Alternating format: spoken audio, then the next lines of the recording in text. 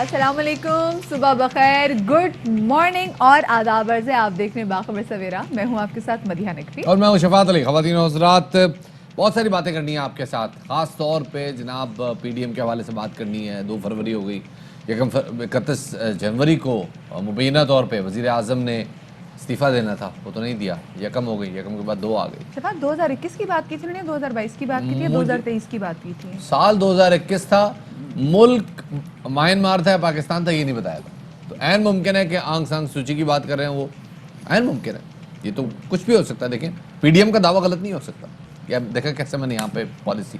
تو خیر جناب، ایک تو میں نے یہاں پہ آپ کو یہ ایک بریکنگ بات بتا دی کہ پی ڈی ایم کا دعویٰ درست تھا کہ وزیر اعظم استعفیٰ دیں گے یا گھر جائیں گے. تو وہ وزیر اعظم میانمار کے تھے. دیکھیں 30 جنوری کی رات رانا ثناء اللہ صاحب نے کہا تھا کہ ابھی 12 بجنے میں اور 31 جنوری ہونے میں، مطلب ختم ہونے میں 30 31 انہوں نے بولا تھا کہ ابھی 4 گھنٹے اور ہیں. پرسوں انہوں نے بولا تھا اور ایسا لگا کہ ایسی واقعی کوئی بڑی دمدار قسم کی چیز آنے والی ہے، لیکن somehow وہ نہیں ہوا. اور ہم یہی بھی دیکھ رہے ہیں کہ پی ڈی ایم کی جو جماعتیں ہیں ان کے اندر کہیں نہ کہیں اب لگ رہا ہے کہ اعتماد کا فقدان جو مسلسل نظر آ رہا ہے. اسپیسیفکلی جہاں پہ اعداد و شمار کے حوالے سے بات ہو رہی ہے، تحریک عدم اعتماد کے حوالے سے، تو لگ رہا ہے کہ کچھ آپ کو پتہ ہے آ گئی ویکسین آ گئی. خواتین و حضرات، ویکسین آ گئی ہے کورونا کی. پاکستان میں فائنلی لینڈ کر گئی ہے. تحفہ ملا ہے پاکستان کو چائنا کی جانب سے. تو وہ جو آ گئی ہے اس کے بارے میں ذرا بات کریں گے کہ وہ کس کس کو ملے گی، کیسے لگے گی، کہاں ملے گی، اور جو ہیلتھ لائن ورکرز ہیں ان کو کب ملے گی، جو 65 سال سے بڑی عمر کے افراد ہیں ان کو کیسے ملے گی. ساری باتیں کریں گے، مگر سب سے پہلے کیا کریں گے؟ سب سے پہلے نظر ڈال لیتے ہیں ٹاپ سٹوریز پہ.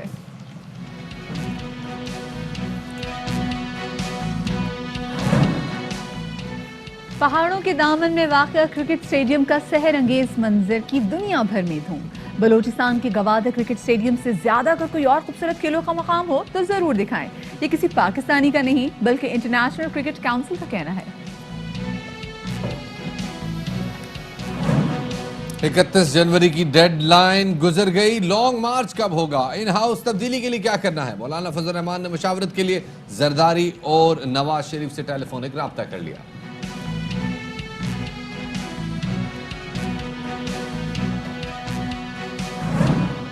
چین سے آنے والی کورونا ویکسین کے بعد ملک میں ویکسین کے لیے 7 بڑے شہروں میں مراکز قائم کر دیے گئے. وزیر اعظم عمران خان کہتے ہیں غریب یا امیر کی بنیاد پر ویکسین نہیں لگائیں گے، ہیلتھ ورکرز پہلی ترجیح ہے.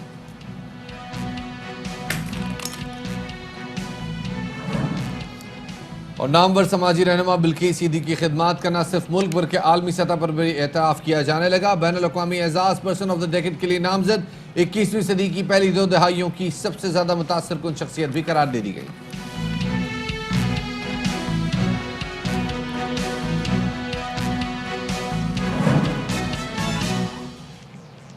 تو ٹاپ سٹوریز آپ نے جانی، لیکن سب سے پہلے ہم بات کریں گے اپنے شو میں اس اسٹیڈیم کے حوالے سے جس نے انٹرنیشنل کرکٹ کونسل والوں کو بھی ہلا کے رکھ دیا ہے.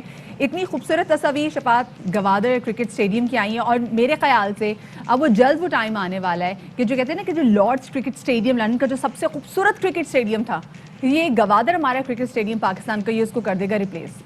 بالکل جی، ایسا لگتا تو ہے. فخر عالم صاحب جناب 2-3 دن پہلے وہ گئے یہاں پہ گوادر کے کرکٹ اسٹیڈیم میں. انہوں نے وہاں جا کے ایک تو اپنا ایک بلاگ بنایا، دوسرا انہوں نے بڑی کچھ شاندار تصویریں ٹویٹ کی. آپ کو پتہ ہے فخر عالم کا وہ تو ایک جو ہے نا ایک آوارہ پرندہ ہے. وہ تو ایک ڈال سے اٹھتا ہے دوسری ڈال پہ بیٹھ جاتا ہے. تو اس جوان کے بچے نے جو یہ تصویریں ٹویٹ کی تو آئی سی سی نے بھی تصویریں دیکھ لی. انہوں نے کہا بھائی یہ اتنا حسین گراؤنڈ، انہوں نے کہا اور تصویریں دکھاؤ. Yes exactly. تو انہوں نے یہی سوال کیا جی، show us more picturesque sports venue then Gwadar cricket stadium. Well wait. یعنی آپ ذرا اگر اس سے زیادہ کوئی تصویر کن، کیا لفظ ڈھونڈ کے لائیں، اگر کوئی تصویر کن یا مسحور کن اگر کوئی گراؤنڈ ہے تو آپ ہمیں دکھائیں، ہم انتظار کر رہے ہیں. لیکن جناب جواب نہیں آئے گا، کیونکہ ساری دنیا میں اسٹیڈیم ہوتے ہیں جناب جیسے ایک ساحل سمندر کے پاس ہو گیا یا کہیں جو ہے کوئی پہاڑ کے اوپر پہاڑ کے نیچے. لیکن یہ والا جو ہے ایک اس کے سامنے پہاڑ ایسا لگتا ہے ختم ہو گیا. One of its own kind شفاعت. اور ساتھ میں یہ ہم یہ بھی دیکھتے ہیں کہ جنوبی افریقہ کی جو ٹیم ہے وہ پاکستان میں اس وقت موجود ہے، یہاں پہ میچز چل رہے ہیں. تو جناب ان کے بھی جو پلیئر ہیں تبریز شمسی، انہوں نے کہا بھائی کہ ہمارا جو تیسرا ہمارا جو PSL کا جو تیسرا ہمارا T20 ہوگا تو کیا ہم اس کو یہاں پر کر سکتے ہیں؟ بٹ کہا جا رہا ہے کہ ہو سکتا ہے PSL 7 جو ہے شاید وہ گوادر میں کھیلا جائے، تو کیا ہی بات ہو جائے شفاف، کیا بات ہو جائے. آمین آمین آمین. صاحب مجھے لگتا ہے کہ شاید پہاڑ کے اس پر شاید گلیڈیٹرز کی فائٹ ہو.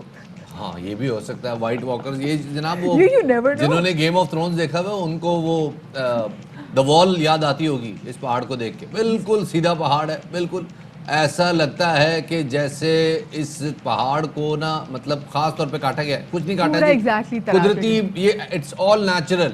ہم نے گراؤنڈ بنانے کے لیے دنیا کو بتا رہے ہیں جناب، ہم نے گراؤنڈ بنانے کے لیے کوئی پہاڑ نہیں کاٹا، کوئی تباہی بربادی نہیں کی.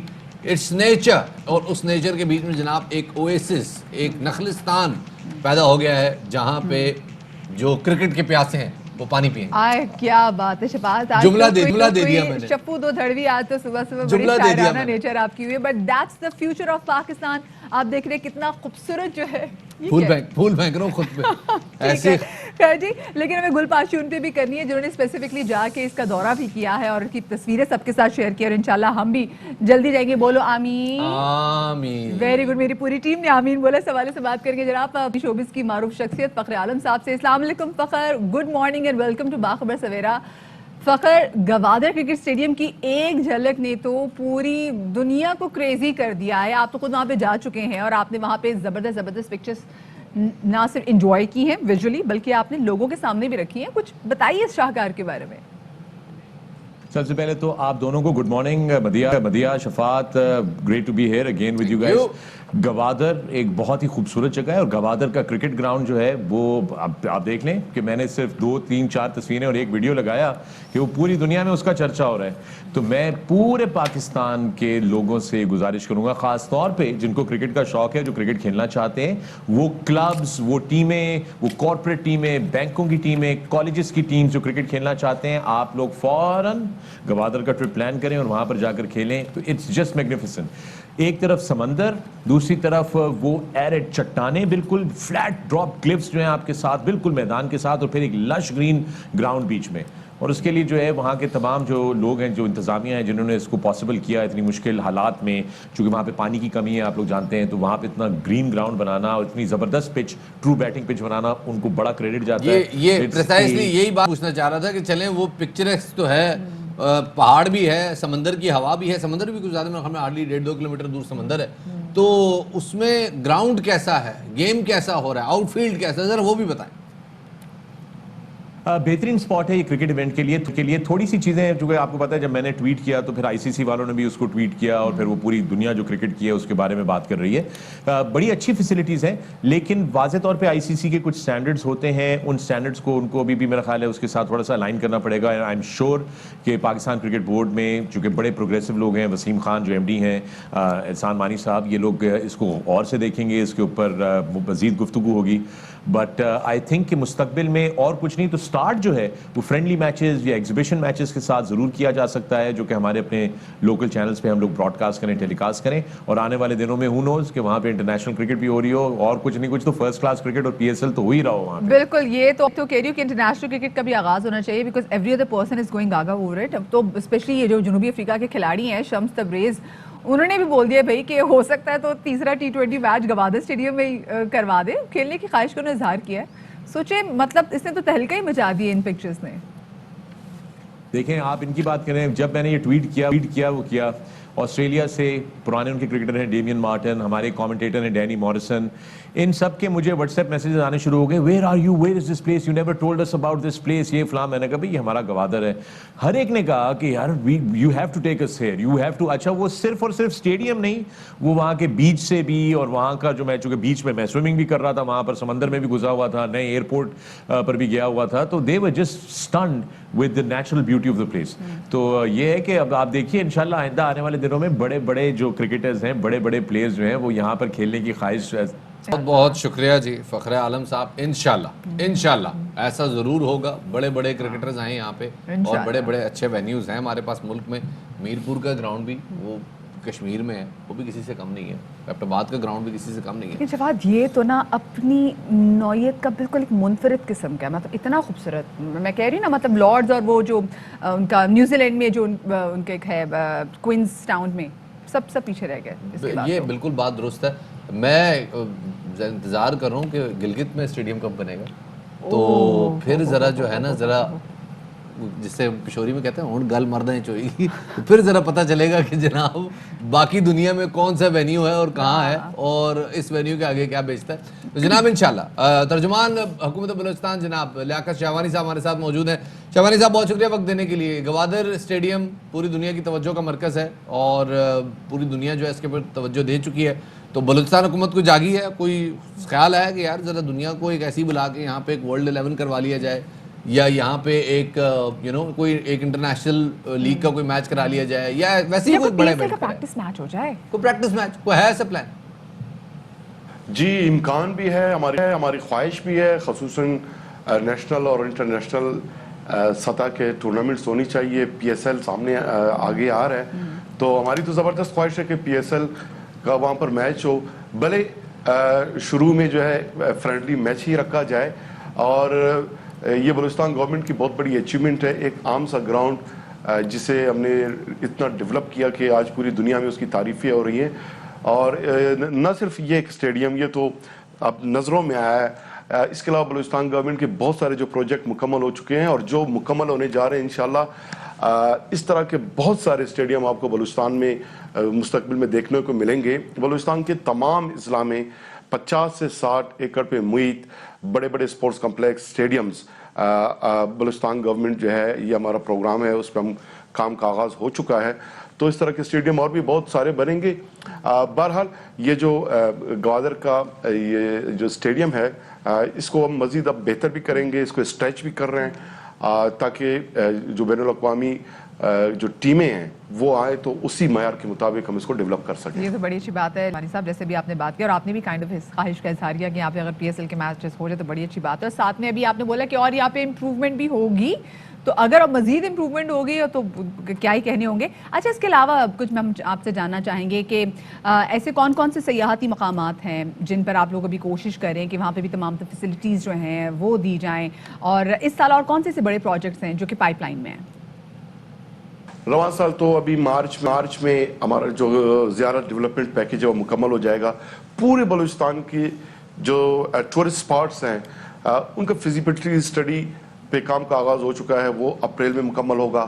اور اسی طرح 7 ہمارے ریزورٹس ہیں جو کوسٹل بیلٹ پہ وہ اسٹیبلش ہو رہے ہیں, جن میں 2 پہ کام کا آغاز ہو چکا ہے, باقی 5 پہ اگلے سال اس سال کے آخر میں ان پہ بھی کام کا آغاز ہوگا. اسی طرح جو مہرگڑھ ہے ہسٹوریکل سائٹ, 11,000 سال پرانا ایک تہذیب, وہ اس کا منبع و مرکز ہے, اس کو ڈیولپ کر رہے ہیں. انگلاج نانی مندر ہسٹوریکل سائٹ ہے, کیو سٹی, اس کو ہم ڈیولپ کر رہے ہیں. زیارت کی پورا ماسٹر پلاننگ کر رہے ہیں. کوسٹل بیلٹ ٹوٹل اس کا اسٹڈی کے ساتھ اس کی بھی ماسٹر پلاننگ کر رہے ہیں. اور شابان ویلی کو ڈیولپ کر رہے ہیں. مولا چٹوک جو خزدار ہے اس کو ڈیولپ کر رہے ہیں. ریسنٹلی 1 دسمبر کو جو پیر غیب ہے بولان میں, اسے ڈیولپ کر کے ٹورسٹ کے لیے جو ہے ہم نے وہاں پر ان کو فیسلٹیز بھی دے رہے ہیں اور ان کو پرمیشن گرانٹ کر لی ہے, ٹورسٹ وہاں پر جا رہے ہیں. تو اس طرح یہ بالکل ہمارا ٹاپ فوکس ہے ٹورزم. اور ٹورزم ہم نے لوگوں کو بھی دکھانا ہے دنیا کو, اور اس کے ساتھ ساتھ بلوچستان گورنمنٹ ہم نے ریونیو بھی اس ٹورزم سے ہم نے کمانا ہے. بہت بہت شکریہ جناب. وانی صاحب ترجمان بلوچستان حکومت ہمارے ساتھ موجود تھے, بتا رہے تھے کہ کون کون سے پروجیکٹس ابھی جو ہیں وہ زیر غور ہیں, اور انہوں نے کچھ بڑے اہم نام لیے. مہرگڑھ تہذیب کا نام لیا, 11,000 سال کہا جاتا ہے اس حوالے سے کہ, اور انسان کو ایگریکلچر ایجاد کیے ہوئے 10,000 سال ہوئے.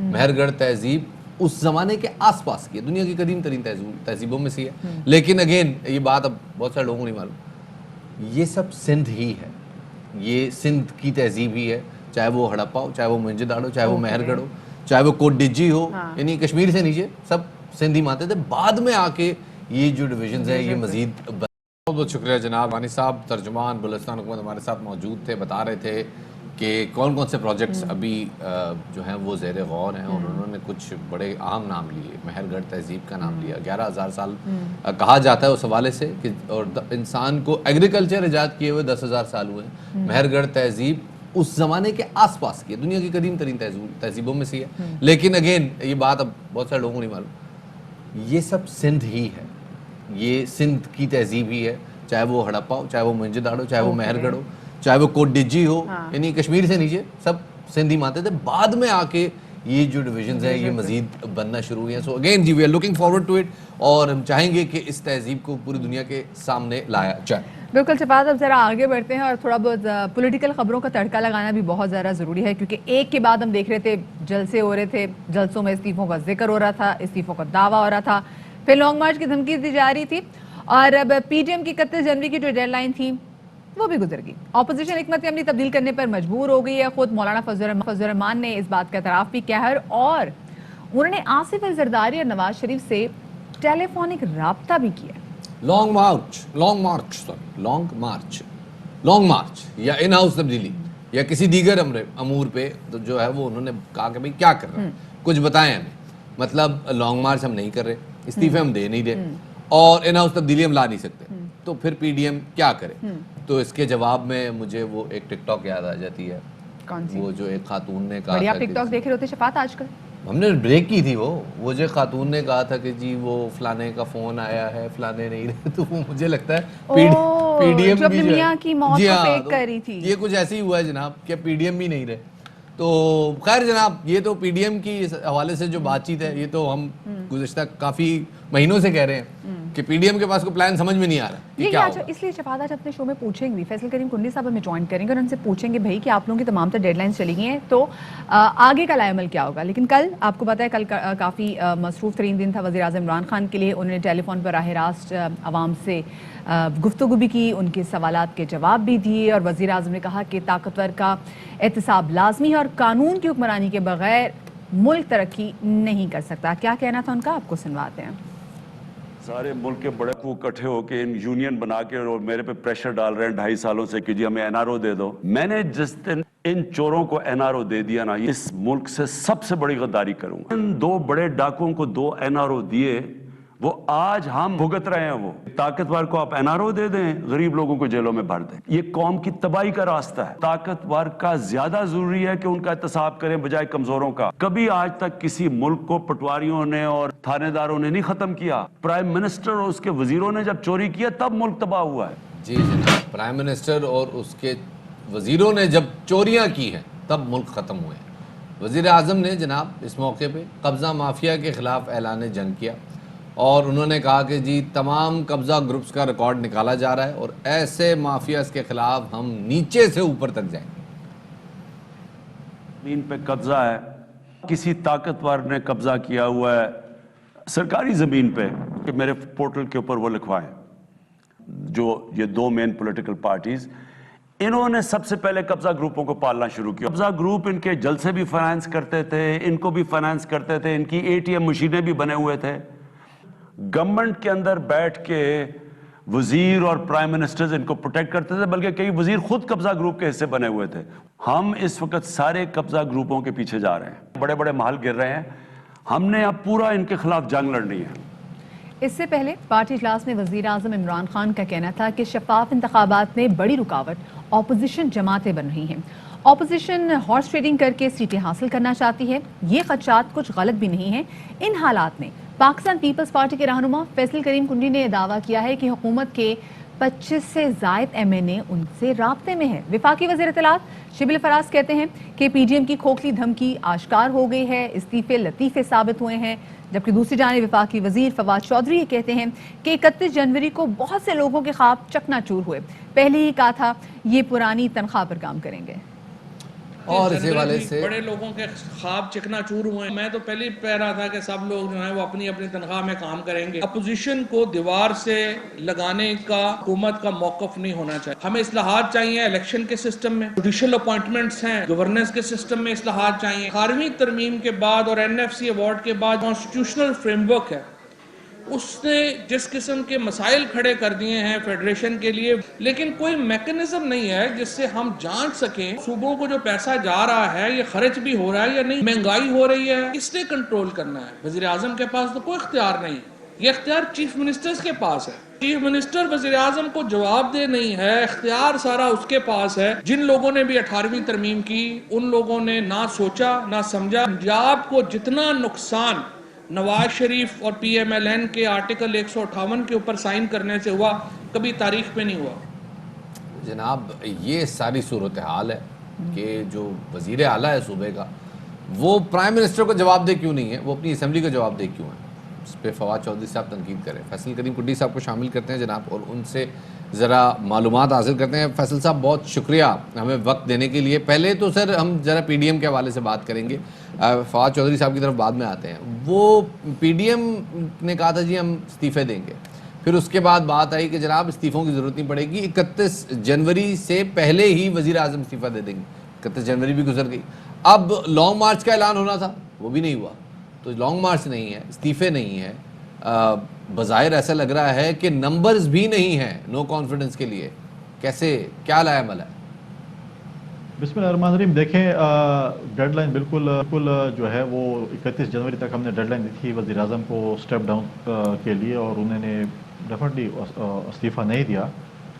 4 فروری کو جو ہے پی ڈی ایم کی لیڈرشپ کی میٹنگ ہے، پی ڈی ایم کی جو لیڈرشپ ہے وہ 4 تاریخ کو جو ہے فروری کو وہ بیٹھے گی اور اس پہ آئندہ کا عمل طے کرے گی۔ اس میں یہ ڈیسائیڈ کرے گی کہ آئندہ ہم نے لانگ مارچ کرنا ہے، دھرنا دینا ہے، نو کانفیڈنس موشن لانی ہے، جیل برو تحریک کرنی ہے، استعفے دینے ہیں، جو آپشنز ہیں ہمارے پاس، جو مشورے باقی جماعتوں کی لیڈرشپ کے ہے وہ ایک دوسرے کو کنونس کریں گے، اور پھر ایک جو ہے وہ ایک فیصلہ ہوگا متفق کا 4 تاریخ کو کہ ہم نے نیکسٹ اسٹیپ ہمارا کیا ہے، تو سب کے سامنے ہوگا۔ 4 فروری کو جو ہے جو بھی عمل پی ڈی ایم طے کرے گی پاکستان پیپلز پارٹی اس کو فالو کرے گی۔ اچھا فیصل صاحب کہ مولانا فضل الرحمان کا ٹیلی فونک رابطہ ہوا آصف علی زرداری سے، کن امور پر بات چیت ہوئی ہے اس فون کال پہ؟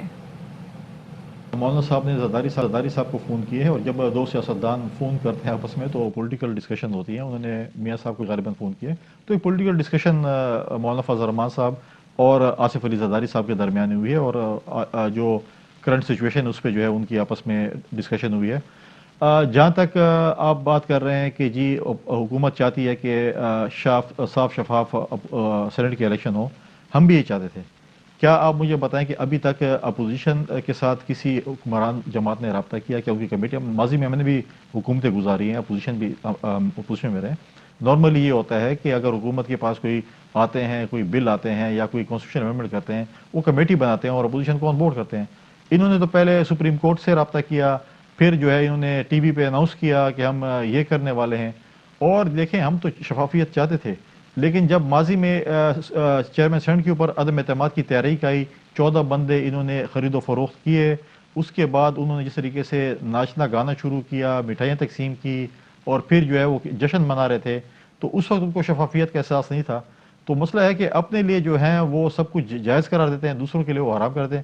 ہم بلیو نہیں کرتے خرید و فروخت میں، لیکن ہم چاہتے ہیں کہ جی ٹرانسپیرنسی ہو، ٹرانسپیرنسی ہونی چاہیے۔ دیکھیں ماضی کا ریکارڈ ان کا خراب ہے، انہوں نے اپنے 20 جو ہے ایم پی ایس نکالے تھے، ان کے 20 ایم ایس گئے، آج بھی وہ دیکھیں، آج جو 5 کروڑ روپے جو خاقان عباسی صاحب دے رہے تھے اس کو وہ حرام قرار دے رہے تھے، اور اپنے 50 کروڑ جو اپنے اس کے وہ حلال ہیں۔ تو الیکشن کمیشن کو ہم جگا رہے ہیں، چیئرمین الیکشن کمیشن صاحب سے ہم کہہ رہے ہیں، ریکویسٹ کر رہے ہیں کہ آپ خدا را جاگیں، اور وزیر اعظم صاحب نے جو بولیاں لگانا شروع کر دی ہیں ایم این ایس کی 50 کروڑ روپے کی، اس پہ ایکشن لیں، کیونکہ سینٹ کے الیکشن پہ جو ہے سر وہ وزیر اعظم میرا سوال نمبر گیم کے حوالے سے، نمبر گیم میں آپ کا بیان آیا کل کہ آپ کے پاس 25 پی ٹی آئی کے جو ممبران ہیں، وہ MNAs MPAs ہیں مجھے نہیں پتا، لیکن 25 پی ٹی آئی کے ممبران ایسے ہیں کہ جو آپ سے رابطے میں ہیں، تو کیا معاملہ ہے ان کے رابطے کا، کہاں پہنچی ہے ان کے ساتھ کوئی بات چیت؟ کیا کوئی ایسا امکان ہے کہ وہ پی ٹی آئی چھوڑ کے آپ کے پاس آ جائیں، کیونکہ یہ فلور کراسنگ کے زمرے میں آتا ہے؟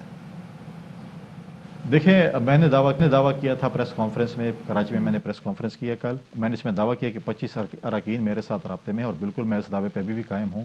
اور کیونکہ آپ دیکھیں کہ پچھلے 2.5 سال میں جس طریقے سے پی ٹی آئی کے ممبران کو جو ہے وہ جو ان کے ساتھ رویہ برتاؤ کیا جا رہا ہے، جس طریقے سے ان کو وزراء نہیں ملتے، ان کے کام حلقوں میں نہیں ہو رہے، بڑے نالا ہیں، اور آپ پارلیمانی پارٹی کی میٹنگز میں بھی دیکھیں ادھر ادھر بھی دیکھیں, آپ خود دیکھیں کہ سی ایم کے خلاف پنجاب میں ان کے اپنے کانسٹیٹوئنسی کا وزیر اعلیٰ کھڑا ہو جاتا ہے کہ جی وہ قبضہ مافیا کو لیڈ کر رہا ہے. اس طرح ان کے ایم این ایز جو ہیں اور ایم پی ایز بڑے نالاں ہیں, بڑے خفا ہیں. ان کو پتہ ہے کہ 50 کروڑ کا صرف یہ لالی پاپ دے رہے ہیں, سینٹ کے الیکشن کے بعد ہمیں انہوں نے کچھ نہیں دینا. تو اس لیے وہ جو ہے وہ جس طرح اگر آپ کہیں کہ وہ حکومت سے رابطے میں اپوزیشن کرو گے, اس طرح ہمارے ساتھ بھی رابطے ہیں. اور ایک فیکٹ ہے کہ جب پچھلی دفعہ اگر سینٹ میں 20 ایم پی ایز ان کے بقول ان کے فلور کراسنگ کر گئے, تو اب تو دیکھیں ایم این ایز کہتے ہیں ہم نے عوام کے پاس جانا ہے. اس وقت جو پی ٹی آئی کی جو ہے وہ ترجمان جو ہیں وہ فارنرز ہیں, ڈول سٹیزن ہیں, وہ جو ہے میجورٹی جو لوگ ہیں وہ کانسٹیٹوئنسی سے الیکٹ ہو کر نہیں آئے ہیں. اور وہ جو ایم این ایز ہے وہ کہتے ہیں کہ ہم کانسٹیٹوئنسی میں جاتے ہیں, وہاں پر مہنگائی ہے, بے روزگاری ہے, ترقیاتی کام نہیں ہو رہے, لوگ ہمیں لان تان کر رہے ہیں, اس لیے وہ جو ہے وہ ہے. اور جب میدان لگے گا پھر تو آپ جیسے کہتے ہیں کہ جنگ اور محبت میں ہر چیز جائز ہوتی ہے. جب میدان لگے گا پھر جب ہوگا تو پھر ہم اپنے 25 ممبران بلکہ اس سے زیادہ بھی شو کر سکیں گے. بہت بہت شکریہ. کریم کنڈی صاحب ہمارے ساتھ موجود تھے, بتا رہے تھے کہ ابھی تو پارٹی شروع ہوئی ہے, ابھی بہت کچھ کام ابھی تو میدان لگے گا. لیٹس سی کیا ہوتا ہے. ایک چھوٹے سے بریک لیتے ہیں, بریک کے بعد دوبارہ حاضر خدمت ہوں گے, ہمارے ساتھ رہیے گا.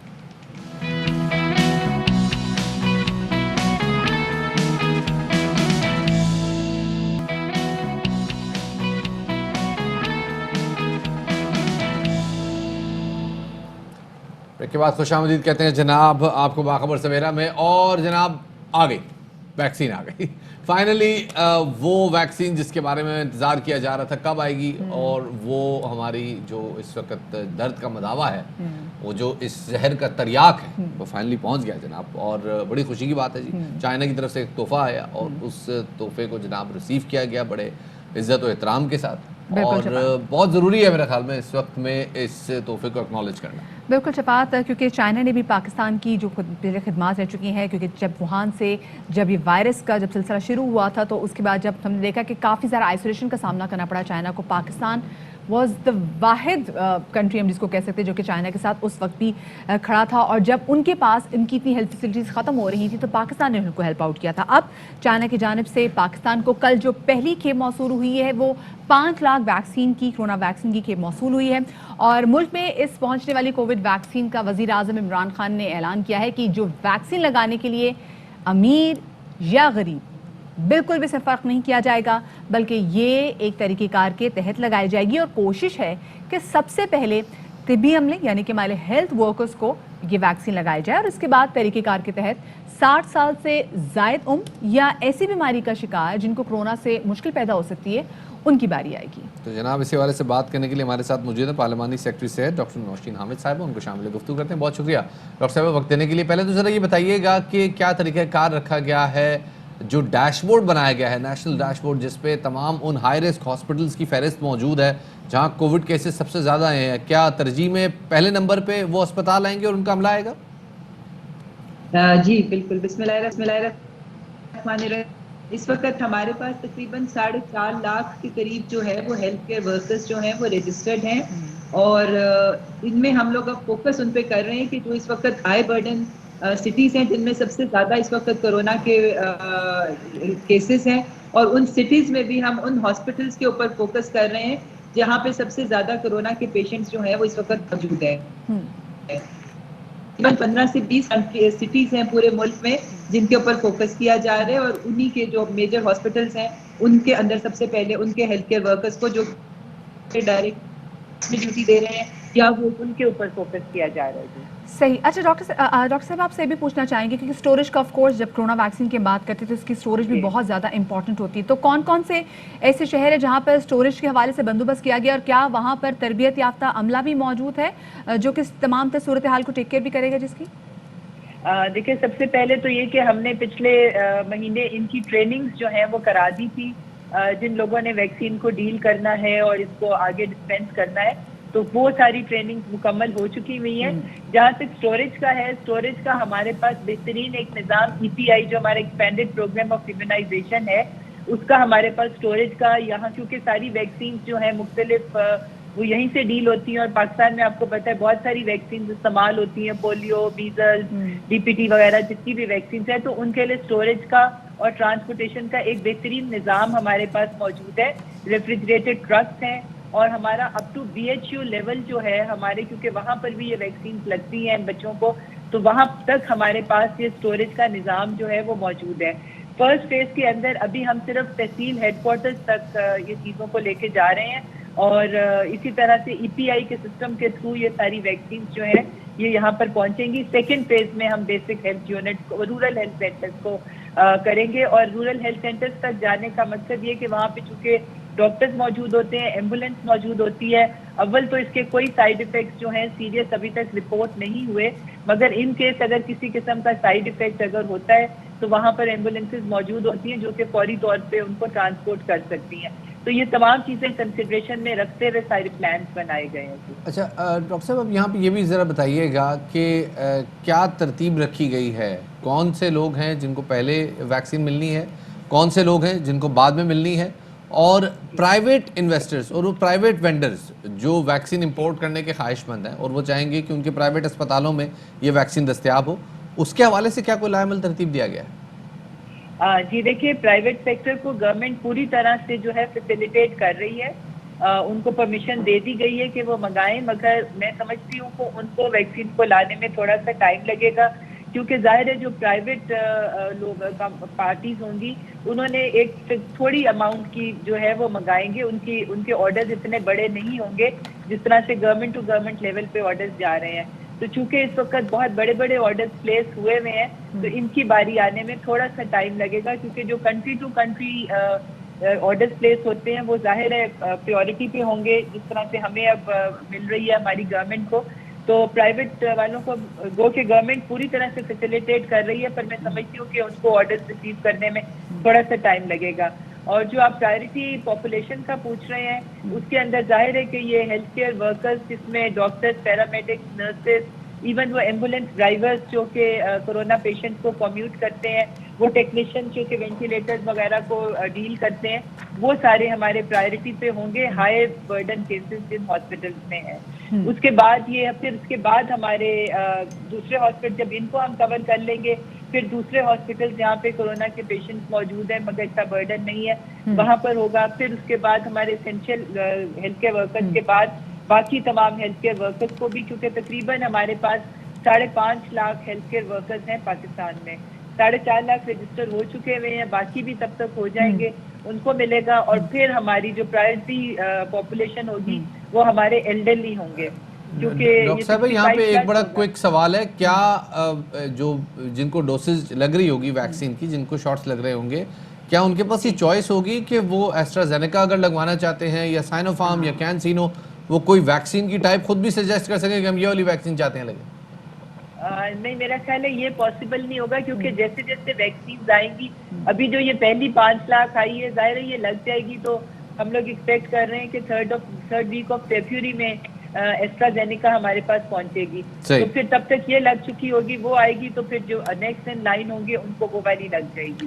Perfect, thank you very much, بہت شکریہ جی. ڈاکٹر صاحبہ پارلیمانی سیکرٹری صحت ہمارے ساتھ موجود تھیں, بتا رہی تھی کہ جناب یہ چوائس نہیں ملے گی آپ کو کہ آپ کہیں کہ جی میں یہ والی اچھی لگ رہی ہے, وہ والی ویکسین لگا دیں, یا اس میں کوئی دوسرا ڈیزائن دکھا دیں, ایسا نہیں ہوگا جناب. آپ نے یا 42 نمبر لگا دیں, 41 میں جو پاؤں میں چھوٹا ہے, ایسا نہیں ہوگا. آپ نے جناب ویکسین وہی لگوانی ہے جو آپ کو ملے گی. بالکل شفاعت, چاہے آپ سائنو فارم لگا رہے ہیں, ایسٹرازینیکا آپ لگا رہے ہیں, اور دوسرا شفاعت وہ بھی ٹائم ہے کہ ایک ڈوز کے بعد آپ کو دوسری ڈوزج لگنی ہے, وچ از لائک ایگزیکٹلی جو ٹائم ہے وہ ہے 21 دن کا, نہ 21 دن سے پہلے.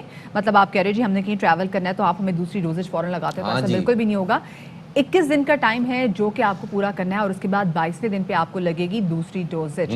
اب شفاعت انتظار ہے کہ مزید بھی جہاں جہاں سے ہماری ویکسینز آنی ہے وہ آئیں, تاکہ جلد از جلد جو ہے نا پورا ملک جو ہے وہ اس ویکسین سے مستفید ہو سکے. اب ذرا آگے بڑھتے ہیں اور ایک بہت ہی عام ہستی کے حوالے سے ہم بات کریں گے, جو کہ ہمارے لیے انسانیت میں بھی دیکھا جائے اور بہت سارے دوسرے شعبوں میں بھی تو بہت بڑی لیونگ لیجنڈ ہے.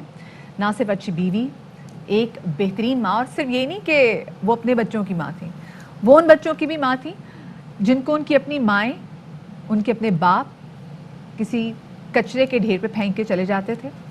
وہ ان لوگوں کے بھی وارثین میں سے آتی تھیں جو کہ لاوارث تھے, اور ہم نے دیکھا, دنیا جانتی ہے کہ ان کے آنگن میں وہ پھول بھی کھلے ہیں جن کے اپنے ہم کہہ رہے ہیں مالی ان کو مست کرنے کے چکر میں ہوتے کہ کسی طریقے سے ہم ان کو مست کر دیں. ہم بیسکلی بات کریں جناب بلقیس ایدھی صاحبہ کی, اور شفاعت ان کی مطلب خدمات کے, ہم ان کی خدمات کے حوالے سے کیا بات کریں. دنیا معترف ہے کہ کتنا انہوں نے ہیومینٹی کو سرو کرنے کے لیے کتنا کام کیا, اپنی پوری زندگی وقف کر دی ہے. بلقیس صاحبہ خود کہتی ہیں جی ان کے تھوڑے بچے نہیں، ان کے ہزاروں بچے، بالکل، اور یہ تمام وہ بچے جو بلقیس آپا کو ماں کہتے ہیں. اور ایک بار ہم بڑے خوش نصیب ہیں کہ ہم دور بلقیس میں زندہ ہیں، دور عیدی میں زندہ ہیں.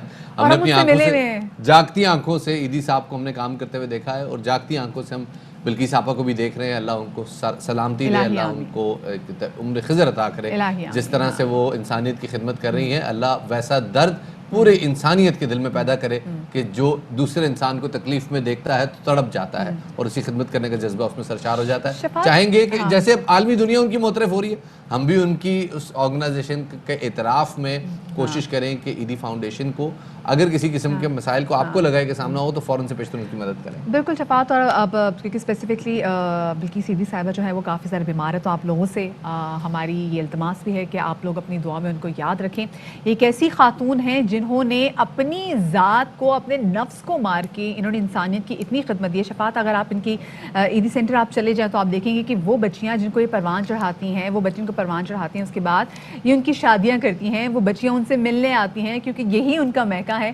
دنیا ان کی خدمات کے اعتراف میں ان کو جناب بین الاقوامی اعزاز پرسن آف دا ڈیکیڈ ان کے لیے نامزد کیا گیا، جس کا اہتمام بین الاقوامی تنظیم امپیکٹ ہال مارک کی جانب سے کیا گیا. اور پرسن آف دا ڈیکیڈ کا اعزاز انسانی خدمت پر، فلاحی کاموں پر دیا جاتا ہے. اور اسی اعزاز کے دیگر امیدواروں میں ہم نے دیکھا کہ اقوام متحدہ کی ہیومن رائٹس رپورٹر یانگی امریکن سماجی کارکن جو اسٹیفن سولس ہیں وہ بھی ان میں شامل ہیں. تو جناب اب امید کرتے ہیں کہ اس لسٹ میں مزید پاکستانی بھی شامل ہوں گے انشاءاللہ. لیکن وہ جیسے عیدی صاحب کہتے تھے نا کہ دعا کریں کہ میں کل لاش ہو جاؤں، اس لیے کیونکہ اگر غریب تکلیف میں ہوں گے تو مجھے ان کی مدد کرنے کے لیے آپ سے چندہ لینا پڑے گا. اگر دعا یہی ہے کہ غریب تکلیف میں نہ ہو، تاکہ جو لوگ غریبوں کی مدد کے لیے ایک آرگنائزیشنز بنا کر بیٹھے ہوئے ہیں، اللہ کرے کہ ان کا یہ کام آسان ہو جائے. ایک چھوٹا سا بریک لیتے ہیں، بریک کے بعد دوبارہ حاضر خدمت ہوں گے. ہمارے ساتھ رہیے گا.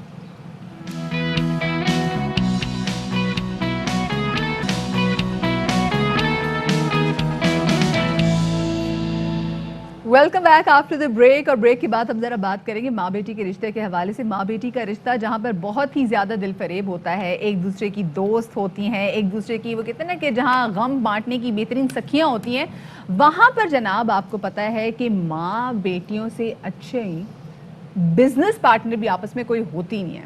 واہ واہ واہ واہ واہ واہ.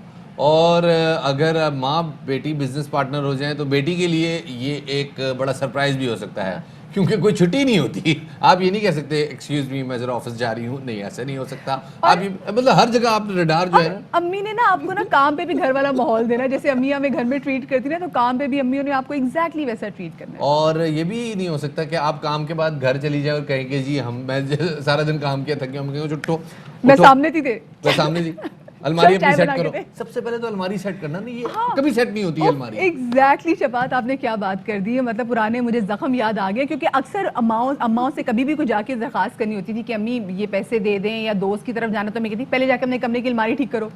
اور الماری ٹھیک ہوتی تھی تو امی سوری بڑی ظالم تھی تو امی کپڑے اتار کے باہر پھینکتی تھی کہ اب دوبارہ طے کرو واپس رکھو. واہ واہ واہ واہ، طے پراپر طے ہونی چاہیے کلر وائز. واہ واہ واہ واہ واہ واہ واہ واہ. یہ آنٹی آپ پھر ٹھیک سمجھیں. تو اینی وے جناب یہ لگتا ہے کہ الماریاں جو ہیں یہ ویسے مسئلہ ہے کہ ہم الماریوں کی بات نہیں کر رہے، ہم بات کر رہے ہیں جناب ماں بیٹی بزنس پارٹنر اور دونوں مل کے کیفے چلا رہی ہے. ایک بڑی زبردست مثال ہے، سکسیس سٹوری ہے. کیفے ان کا بڑا دھوم دھڑکے سے چل رہا ہے، بڑا سین آن قسم کا سین ہے. تو میرے خیال میں ہم انٹروڈیوس کرا دیں جناب ان کو. پروڈیوسر صاحب اجازت ہے؟ اجازت. پروڈیوسر صاحب ہمارے مغلیہ پروڈیوسر نے ہمیں اجازت دے دی ہے. علی جان ہے تو جناب ہمارے ساتھ علیزہ افتخار موجود ہے. علیزہ افتخار موجود ہے. السلام علیکم. وعلیکم السلام. علیزہ کب سے یہ کیفے چل رہا ہے آپ لوگوں کا اور کیسا ایکسپیرینس ہے؟ ابھی ہمیں 24 اکتوبر کو ہم نے اسٹارٹ کرا تھا، اپروکس 3 منتھس ہو گئے ہیں اس کو رن کرتے ہوئے. صحیح. اچھا علیزہ کچھ اپنے کیفے کے بارے میں بتائیے گا. اس کیفے میں صرف کافی اسنیکس یا منچز کے لیے ہی چیزیں، منچنگ کے لیے چیزیں ملتی ہیں یا پھر پراپر اگر مجھے دیسی کھانا کھانا ہو ظاہر ہے منچنگ کے لیے ملیں گے اور کیا گائے بھینسوں کا چارہ ملے گا. تو مطلب اس کے لیے اگر مجھے دال چاول کھانے ہو تو میں وہ بھی آ کے انجوائے کر سکتی ہوں؟ نہیں، دال چاول ہمارے پاس نہیں ہے، لیکن پاکستانی فوڈ جو بھی ہے، چائنیز ہے، باربیکیو ہے، فاسٹ فوڈ ہے، تو دال چاول آپ کے لیے پاکستانی ہیں، فوڈ میں آئس نہیں آتا؟ کریمز ہیں. یہ علیزہ آپ کے لیے دال چاول آتا ہے لیکن وہ لنچ ٹائم کے اچھا وہ لنچ ٹائم کے آئٹمز ہیں نا، تو وہ نہیں ہے ابھی. صحیح. اچھا یہ شروع کیسے کیا؟ میں یہ جاننا چاہیں گی کہ جب آپ نے بولا کہ ہم نے 24 اکتوبر کو جب شروع کیا تھا, آپ لوگوں کا ہمیشہ سے پلان تھا, آپ لوگوں کا فیملی بزنس تھا, یا کچھ حالات ایسے تھے کہ آپ نے کہا کہ ہم لوگوں کو اب کچھ کرنا ہے اپنے لیے؟ جی کچھ سچویشن ایسی تھی, کچھ حالات. میرے فادر کی ڈیتھ ہو گئی تھی جنوری 28 کو لاسٹ ایئر 2020 میں. تو اس کے بعد میرا کوئی بھائی نہیں تھا, تو میں بڑی بہن ہوں اور میری ایک چھوٹی بہن ہے. تو ہم لوگ سیپریٹ رہتے تھے, تو اس لیے کوئی سپورٹ کرنے والا نہیں تھا.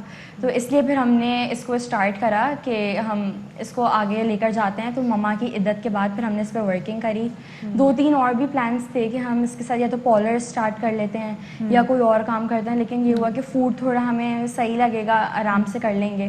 تو اس لیے پھر ابھی بھی اتنا آرام نہیں ہے, بہت مشکل ہے, لیکن پھر بھی ہم نے اس کو مینیج کرا, اس کا انیشیٹو لیا. یہ فوڈ بزنس جو ہے نا, یہ مطلب اٹس اے کلیئر ہٹ اور مس. اگر آپ بلزائے کر دیں تو ٹھیک ہے, وہ چیز فلو میں آ جاتی ہے, لیکن اگر نہ ہو تو بہت اسٹرگل ہے اور مسلسل بندہ کڑتا ہی رہتا ہے. یار یہ ساتھ والے کا جو ہے بزنس فل آن چل رہا ہے, اسی لوکیشن پہ میں بیٹھا ہوں, میرا جو ہے نا business what's something which I'm missing. ایسا ہوا ہے؟ جی ایسا بہت ہوتا ہے. ہمارے برابر میں بھی شاپ ہے, ان کا بھی فاسٹ فوڈ کا ایسا کام ہے. تو بہت ہوتا ہے کہ کسٹمرز وہاں جا رہے ہوتے ہیں, کچھ یہاں نہیں آ رہے ہوتے. تو یہ ہوتا ہے ہمارے پاس پتہ نہیں کیوں نہیں آ رہے, ہمارا کوئی ٹیسٹ کیا خراب لگ گیا, پتہ نہیں کیا ہو گیا, آج لوگ نہیں آ رہے. لیکن پھر یہی دعائیں اندر ہی اندر مانگتے رہتے ہیں کہ اللہ تعالیٰ. لیکن الحمدللہ صحیح چل رہا ہے. ہیکٹک ہے کہ صبح اٹھنا, پھر ہر چیز مینیج کرنا, رات کو 2 بج جاتے ہیں, 2:30 بج جاتے ہیں گھر جاتے جاتے. اچھا علیزہ یہ بتائے گا کہ عمومی طور پہ جب آپ ریسٹورینٹ رن کر رہے ہوتے ہیں تو اس کی پرچیز سے لے کے ایک ایک چیز آپ کو خود دیکھنی ہوتی ہے. جیسے بھی آپ نے بولا کہ صبح آپ کو جلدی اٹھنا ہے, آپ خود جائیں گے, گوشت خریدیں گے, کسی چیز. تو بحیثیت ایک خاتون, ایک لڑکی ہو کے آپ کو لگتا ہے کہ بہت ساری کچھ چیزیں آپ کو اس میں ایسے کرنی پڑتی ہیں جو کہ خواتین کے لیے بڑا مشکل ہوتا ہے, کہ صبح صبح جا کے مارکیٹ جائیں, چیزیں خریدیں, اور اس کے بعد پھر آپ کو پراپر ایک ایک اکاؤنٹ, ہر چیز آپ کو خود دیکھنی ہے. جی بہت مشکل ہو جاتا ہے, کیونکہ پرچیزنگ بھی کرنا, اور کچھ ایسے وہ ایریاز ہوتے ہیں جہاں جینٹس ہی جینٹس ہو رہے ہوتے ہیں, لیکن اس کے اندر بھی ہم لوگ مینیج کر رہے ہوتے ہیں جانا. تو وہ بہت ہیکٹک ہوتا ہے. پھر باقی کچھ سپلائرز ہیں, وہ تو آن لائن جیسے ہم ان سے کانٹیکٹ کر لیتے ہیں تو وہ ہماری شاپ پر پہنچا دیتے ہیں. لیکن کچھ گروسری پرچیزنگ کرنی ہوتی ہے تو اس کے لیے ہمیں پھر جانا پڑتا ہے مارکیٹس. تو وہاں پر جینٹس ہوتے ہیں زیادہ تر, تو وہ تھوڑا بہت مشکل لگتا ہے, لیکن پھر بھی مجبوری ہے تو کر لیتے ہیں اس کو بھی مینیج. وینڈرز یوزلی لوگ رکھ لیتے ہیں, گوشت کی سپلائی کے لیے ایک بندہ رکھ لیا, مسالوں کے لیے ایک بندہ, سبزی کے لیے ایک بندہ, اس کے ساتھ سبزی باندھی, مہینے کا بھاڑا طے کر لیا, آگے وہ کچھ بھی دے سکتا ہے. اور ریسٹورینٹ بزنس میں آپ کا ایک دن بیڈ ہو جائے, آپ کی پوری ریپوٹیشن ڈاؤن ہو جاتی ہے. How do you manage? جی بالکل, بہت ساری تو وینڈرز ہمارے پاس ہیں, لیکن کچھ سبزی وغیرہ ہوتا ہے وہ ابھی تک نہیں ہو پا رہا, تو وہ ہم خود ہی پرچیز کرتے ہیں ڈیلی بیسس پہ. پھر کبھی کچھ آٹا ختم ہو گیا تو کبھی کچھ ختم ہو گیا, تو وہ بھی ہم خود ہی پہ ڈیلی بیسس پر پرچیز کرنا ہوتا ہے. تو گروسری کے لیے ابھی ہمارے پاس کوئی وینڈر نہیں ہے, تو ہم وہ خود ہی پرچیز کر رہے ہوتے ہیں. باقی چکن اینڈ میٹ وغیرہ جو بھی ہے اس کے لیے وینڈرز ہمارے پاس ہیں. کولڈ ڈرنکس وغیرہ ہیں تو اس کے لیے وینڈرز ہیں, وہ ہمارے ٹائم پہ پہنچا دیتے ہیں. بن وغیرہ کے لیے وینڈرز ہیں تو وہ پہنچا دیتے ہیں. کوآرڈینیٹ کرنا پڑتا ہے. کیونکہ لوگ بھی آپ سے ذرا کرچیز ہوں گے, لیکن we are so happy Aliza for you اور آپ کی اماں کے لیے. اینڈ آئی ہوپ کہ جو آپ کا بزنس ہے یہ دن دگنی رات چگنی ترقی کرے. بہت شکریہ جی. علیزہ ہمارے ساتھ موجود تھیں. آپ کو سیدھا لیے جا رہے ہیں اسلام آباد, جہاں پر مسلم لیگ نون کے رہنما اور سابق وزیر اعظم شاہد خاقان عباسی میڈیا سے گفتگو کر رہے ہیں. ملک میں خرچ ہوتا ہے یہ کس کی جیب میں جا رہا ہے؟ یہ عمران خان صاحب جواب دیں نا کہ پاکستان کی عوام کا کیا قصور ہے. کرپٹ آپ ہیں, نالائق آپ ہیں, نااہل آپ ہیں, ایک چوری شدہ مینڈیٹ سے آپ آئے ہیں, اور پاکستان کے عوام جو ہیں وہ آج 40 روپے کے قریب اضافی ٹیکس ہر لیٹر پیٹرول پر ادا کر رہے ہیں. اس کا کوئی جواب, کوئی وزیر نہیں آتا, کوئی جواب دینے کے قابل نہیں ہے. آج پیٹرول کی قیمت جو ہے, جو موجودہ عالمی منڈی ہے, اس کے حساب سے کسی طرح سے بھی 75 روپے سے زیادہ نہیں ہونی چاہیے, بلکہ ہمارا اندازہ ہے کہ 70 روپے سے کم ہونی چاہیے, لیکن آج وہ 111 روپے کا بک رہا ہے. یہ آج ملک میں پیٹرول کی حقیقت ہے. یہی حقیقت ڈیزل کی بھی ہے. بجلی, میں آپ سب حضرات سے کہوں گا کہ اپنے بجلی کے بل دیکھیں کتنے یونٹ آپ نے لیے ہیں, बिल क्या आया है उसको तकसीम करें तो आप जो नंबर आएगा उस पर हैरान हो जाएगी कि आज मुल्क में मुतवसत तबके का जो शख्स है वो 30 रुपए के करीब फी यूनिट बिजली के पैसे दे रहा है।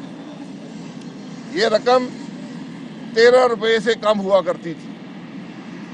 2 साल में इस मुल्क में कौन सी क़यामत आई है कि आज हमारे बिजली के बिल जो हैं वो दुगने हो चुके हैं। आज आम आदमी के पास ये गुंजाइश है कि या बिजली का बिल दे या बच्चों की फीस दे या खाना खाए। जनाब आपने देखा शाहिद खान अब्बासी साहब इस वक्त मीडिया से गुफ्तगू कर रहे थे और अब इस्लामाबाद से ही खबर शामिल करते हैं। गुज़िश्ता रात इस्लामाबाद के इलाके G11 में ट्रैफिक हादसे में 4 अफराद की मौत का मुकदमा कशमाला तारिक के बेटे अजलान के खिलाफ दर्ज कर लिया गया। थाना रमना में मुकदमा जख्मी शहरी की मदियत में दर्ज किया गया।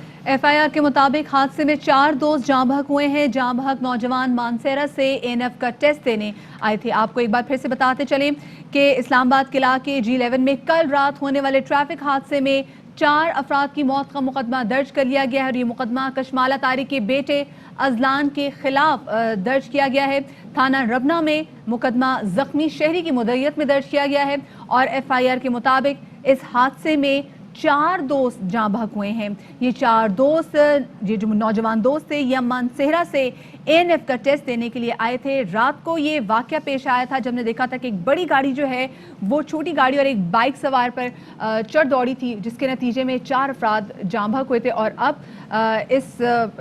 इसका मुकदमा भी दर्ज कर लिया गया है। सफेद रंग की गाड़ी को जीप नंबर WY077 ने टक्कर मारी। FIR के मुताबिक जीप की टक्कर से गाड़ी सवार 4 नौजवान जाँ बहक हुए जबकि मोटरसाइकिल सवार जख्मी हुआ। FIR का मतन है, एक बार फिर आपको बताते चलें। G11 में ट्रैफिक हादसे में 4 अफराद की मौत का मुकदमा दर्ज कर लिया गया। हमारे नुमाइंदे जुल्करनैन हमारे साथ इस हवाले से मौजूद हैं। तफसीलात से आगाह कीजिएगा जुल्करनैन। जी बिल्कुल, ये गुज़िश्ता रात श्रीनगर हाईवे पर ये हादसा हुआ था और उस वक्त भी ये बात सामने आई थी कि इसमें कशमाला तारिक का जो बेटा है वो वहाँ पर मौजूद है और उसकी गाड़ी से ये हादसा हुआ है। WX077 जो है उसके बाद पुलिस ने फौरी तौर पे जो एक ड्राइवर था फयाज उसको तो रात को हिरासत में लिया था, मगर इस गाड़ी में पुलिस के मुताबिक जो निजी होटल के मालिक हैं वकास वो खुद भी मौजूद थे, लेकिन वो भी मौके से फरार हो गए थे और कशमाला तारिक का जो बेटा है अजलान वो भी फरार हो गया था। अब जो एक जख्मी था मुजीब जो कि कार में सवार था अपने दोस्तों के साथ ANF के टेस्ट देने के लिए वो इस्लामाबाद आए थे, तो उनके मुताबिक उन्होंने कहा है कि जी गाड़ी को हिट किया है WX077 में और वहां पर मौजूद लोगों ने बताया है कि अजलान जो है वो गाड़ी चला रहा था जो कि कशमाला तारिक का बेटा है और 3 जो अफराद हैं गाड़ी में सवार थे वो जाँ बहक हुए हैं कि जबकि एक जो शख्स है वो वहां पर पैदल खड़ा हुआ था, उसको जब हिट हुआ वो लड़का भी दम तोड़ गया। 4 अफराद जो हैं वो जख्मी हुए 4 अफराद जाँ बहक हुए जबकि 2 अफराद जख्मी हुए। थाना रमना पुलिस ने जो जख्मी मुजीबुर रहमान है उसकी मुद्दत में मुकदमा दर्ज कर लिया है। सही, बहुत शुक्रिया जुल्करनैन हैदर आपका हमें तफसीलात से आगाह करने के लिए। यहाँ वक्तों के एक छोटे से ब्रेक का, हमारे साथ रहिए।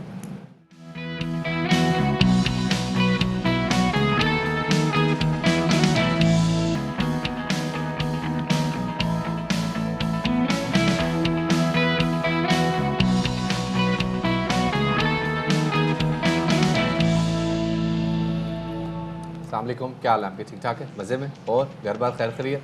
बच्चों की सुनाएं, सब ठीक है? पप्पू टिंकू ठीक है, मज़े में? स्कूल गए सारे? अच्छा, स्कूल गए? अच्छा स्कूल गए, तभी आप लोग इतने आराम से बैठे हुए और बाहर वगैरह देख रहे हैं, वरना तो कार्टून लगाओ, यूट्यूब लगाओ, ये वाली आवाज़ें आ रही होती है उमन इस टाइम पे। तो या फिर कहते भाई उमर पढ़ क्यों नहीं रहे, तुम्हारे टीचर कब से तुम्हें आवाज़ें दे रहा है।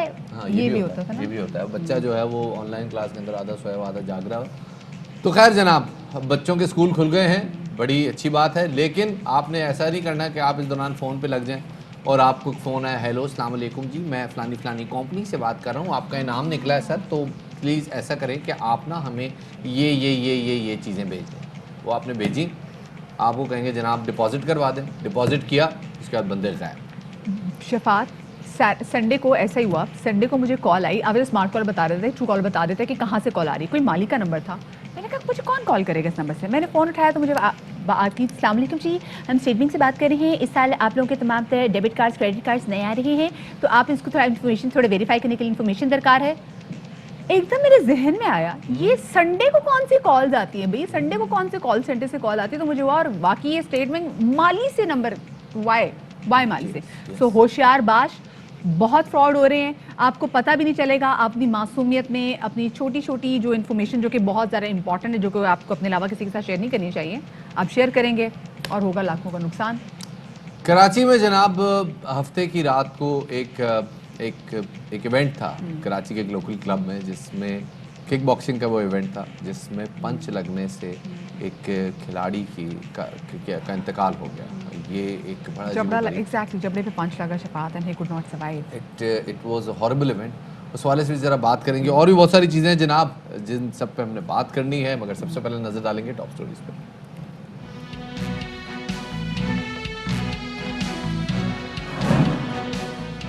मशकूक फोन से खबरदार रहें, कहीं लाखों के लालच में लाखों ना चले जाएं। इनामात का झांसा देकर टोबा टेक सिंह के रिहायशी से फ्रॉड, 8 लाख रुपए का चूना लग गया।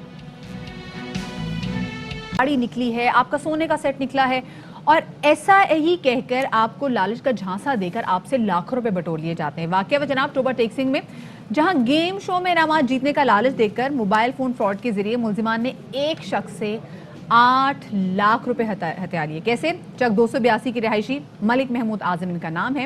इन्होंने FIA में अपने साथ जो ये फ्रॉड हुआ इसकी शिकायत दर्ज कराई है, और मलिक महमूद आजम के मुताबिक मोबाइल फ़ोन पर उनसे गेम शो के नुमाइंदे बनकर मुल्जिमान ने रब्ता कर बताया कि जी 10 लाख रुपए नकद, 5 तोला सोना और एक मोटरसाइकिल उनका नाम निकला है। वो बड़े खुश हुए। उन्होंने पहले मरहले में तो उनसे तकरीबन कोई 700 रुपये निकलवा लिए, और ये सिलसिला जारी रहा। और करते करते मुल्जिमान थे, उन्होंने उनसे पूरे के पूरे जनाब कोई उनको 8 लाख रुपए का चूना लगा दिया। जी जनाब, उमूमन ये कहा जाता है आपकी गाड़ी निकली है उसका टैक्स जमा करा दें। हाँ। आप कहते हैं जी ओहो मेरी लैंड क्रूजर निकल आई या मेरी जो है सेडान निकल आई, आप फ़ौरन जाते हैं जी टैक्स जमा कराते हैं, फिर उसके बाद चरागों में रोशनी रहती, मुल्जिमान फरार हो जाते हैं। ये आपने होशियार रहना है, और अगर आप ये इस तरह से होशियार नहीं रहेंगे तो नुकसान हो सकता है जनाब। इसी हवाले से जनाब जाफरी साहब, साबिक एडिशनल डायरेक्टर जनरल FIA हमारे साथ मौजूद हैं। सर उनको शामिल गुफ्तगू करते हैं। बहुत शुक्रिया सर वक्त देने के लिए। सर पहले तो ये बताइएगा, ये जो फ़ोन आते हैं लोगों को, फ्रॉड कॉल्स आती हैं और उसके बाद लोगों के साथ फ्रॉड हो जाते हैं, ना रिपोर्ट होती है चीज़ें, और रिपोर्ट तब होती है अमूमन कि जब वाक़या हो चुका होता है। कैसे रोका जा सकता है इसको? पहली बात तो ज़्यादा बहुत शुक्रिया आपका मुझे लेने का इसमें। दूसरी बात ये है कि ये कोई फ्रॉड नए नहीं है। 1860 में ये अंग्रेज़ की हुकूमत थी, वो लाए थे एक एंटी ठगी एक्ट 1860 के अंदर। अब देख लें कि 150 साल पुरानी बात हो, बल्कि 160 साल पुरानी। एंटी ठगी एक्ट लाए थे, तो वो जो ठग थे ना 1860 के, अब वो साइबर ठग हो गए। पहली बात तो ये है। अच्छा, होता ये है कि जो ये ठग होते हैं ना सारे, जिसको आप साइबर फ्रॉड्स कह रहे हैं, ये बेसिकली एडवांटेज लेते हैं इंसानी कमज़ोरी का। लालच इंसानी कमज़ोरी है। इनके टारगेट्स आमतौर पे पेंशनर्स होते हैं, जिनके पास पैसा मिला होता है, वो पेंशन ले रहे होते हैं, घरेलू ख़वातीन होती हैं, या वो लोग होते हैं जिनको ये सोशल मीडिया पे स्टडी करते रहते हैं कि वो इस चक्कर में रहते हैं कहीं पे प्राइस बॉन्ड ले ले, ये कर ले। पहली बात तो। दूसरी बात ये है कि इसके लिए अवेयरनेस बहुत ज़रूरी है। भी मैं आपका प्रोग्राम सुन रहा था, आपने सही कहा कि जो ही को क्रैंक कॉल आए, अच्छा क्रैंक कॉल तो नहीं है, फ्रॉड कॉल कहेंगे इसको। इसमें होता ये इनकी आवाज़ में बड़ी अथॉरिटी होती है। ये बड़ी ज़रूरी बात आपको बता रहा हूँ। वो स्टार्ट ये करेंगे, जी अस्सलाम वालेकुम जी, मैं इंस्पेक्टर शफीक बोल रहा हूँ FIA से, या मैं मज़हर बोल रहा हूँ पुलिस स्टेशन से, ये हो गया है। अब आवाज़ में अथॉरिटी होगी। मकसद ये होता है कि सुनने वाले को एकदम एक ऐसी मेंटल स्टेट में लाया जाए, और फिर वो अपना मकसद बयान करती है। दूसरी सूरत में ये जो कॉलें आती हैं, जो इनाम की कॉलें होती हैं, वो ये होता है कुछ बात सच्ची होती है। जैसे कोई अगर खातून गई किसी शॉपिंग मॉल में, तो वो कैमरे से उन्होंने देख लिया, या कहीं उन्होंने एंट्री की देख लिया, उन्हें कॉल करेंगे। वो कहेंगे जी अस्सलाम वालेकुम जी, आप संडे को आई थी, वहाँ पर आपकी ये आपने एक वो लिया था, चीज़ ली थी, तो उसकी हमने लॉटरी की है। मतलब उसमें कोई ना कोई हकीकत ज़रूर ऐसी होगी कि अच्छा वो मैं गई थी तो ये हुआ था।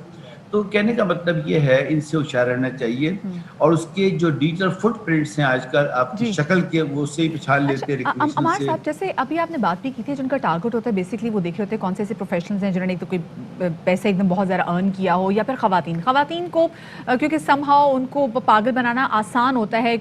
خواتین کو جب آپ زیادہ ٹیکنیکل ان سے باتیں کر لینا تو وہ آپ کی باتوں میں آ جاتی ہیں اور کیونکہ بیچاری انڈرسٹینڈ نہیں کر پا رہی ہوتی. میں بہت خوش ہوں کہ یہ باتیں خاتون کر رہی ہیں. جی بالکل, کیونکہ جو میں گھریلو خاتون کی اگر بات کریں تو باقی کچھ ٹیکنیکل ٹرمز ایسی ہوتی ہیں جو کہ ان کو نہیں سمجھ میں آتی.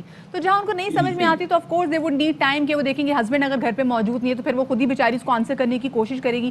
تو یہاں پر ان کو جو ہے نا وہ بہت زیادہ پھنسا لیا جاتا ہے. تو ایسی کون سی ٹپس آپ ایسی دینا چاہیں گے کہ اگر ہمیں ایسی کوئی کال ہے, کیونکہ آف کورس ہمیں اکثر بینک سے بھی کال آتی ہے کوئی ایسا مسئلہ ہو جائے, تو کون کون سے سوالات ہیں جو ہمیں پتہ ہے کہ ہم دے سکتے ہیں جس کا جواب, اور کون کون سے ایسے جوابات ہیں جو کہ ہم نہیں شیئر کر سکتے انلیس اور انٹل کوئی دوسرا بینک کا اپنا سسٹم ہو. تو جی, ایک تو جو آپ کی پرسنل معلومات کیا ہوتی ہے, آپ کی ڈیٹ آف برتھ, آپ کی والدہ کا نام, آپ کا آئی ڈی کارڈ نمبر, آپ کا پاسپورٹ, یہ ایڈریس, آپ کے کارڈ کے پیچھے جو نمبر ہے وہ بھی وہ بہت خطرناک ہے. سی وی سی نمبر بہت خطرناک ہے. کوئی اگر آپ سے کریڈٹ کارڈ کی انفارمیشن لے تو یہ بہت, جو آپ نے بات کی ہے وہ بہت خطرناک نمبر ہوتا ہے. اس سے تو فوراً ٹرانزیکشن ہو جاتی ہے آپ کی کارڈ کی ڈیٹ آف ایکسپائری, یہ سب چیزیں جو بڑی عام ہوتی ہیں.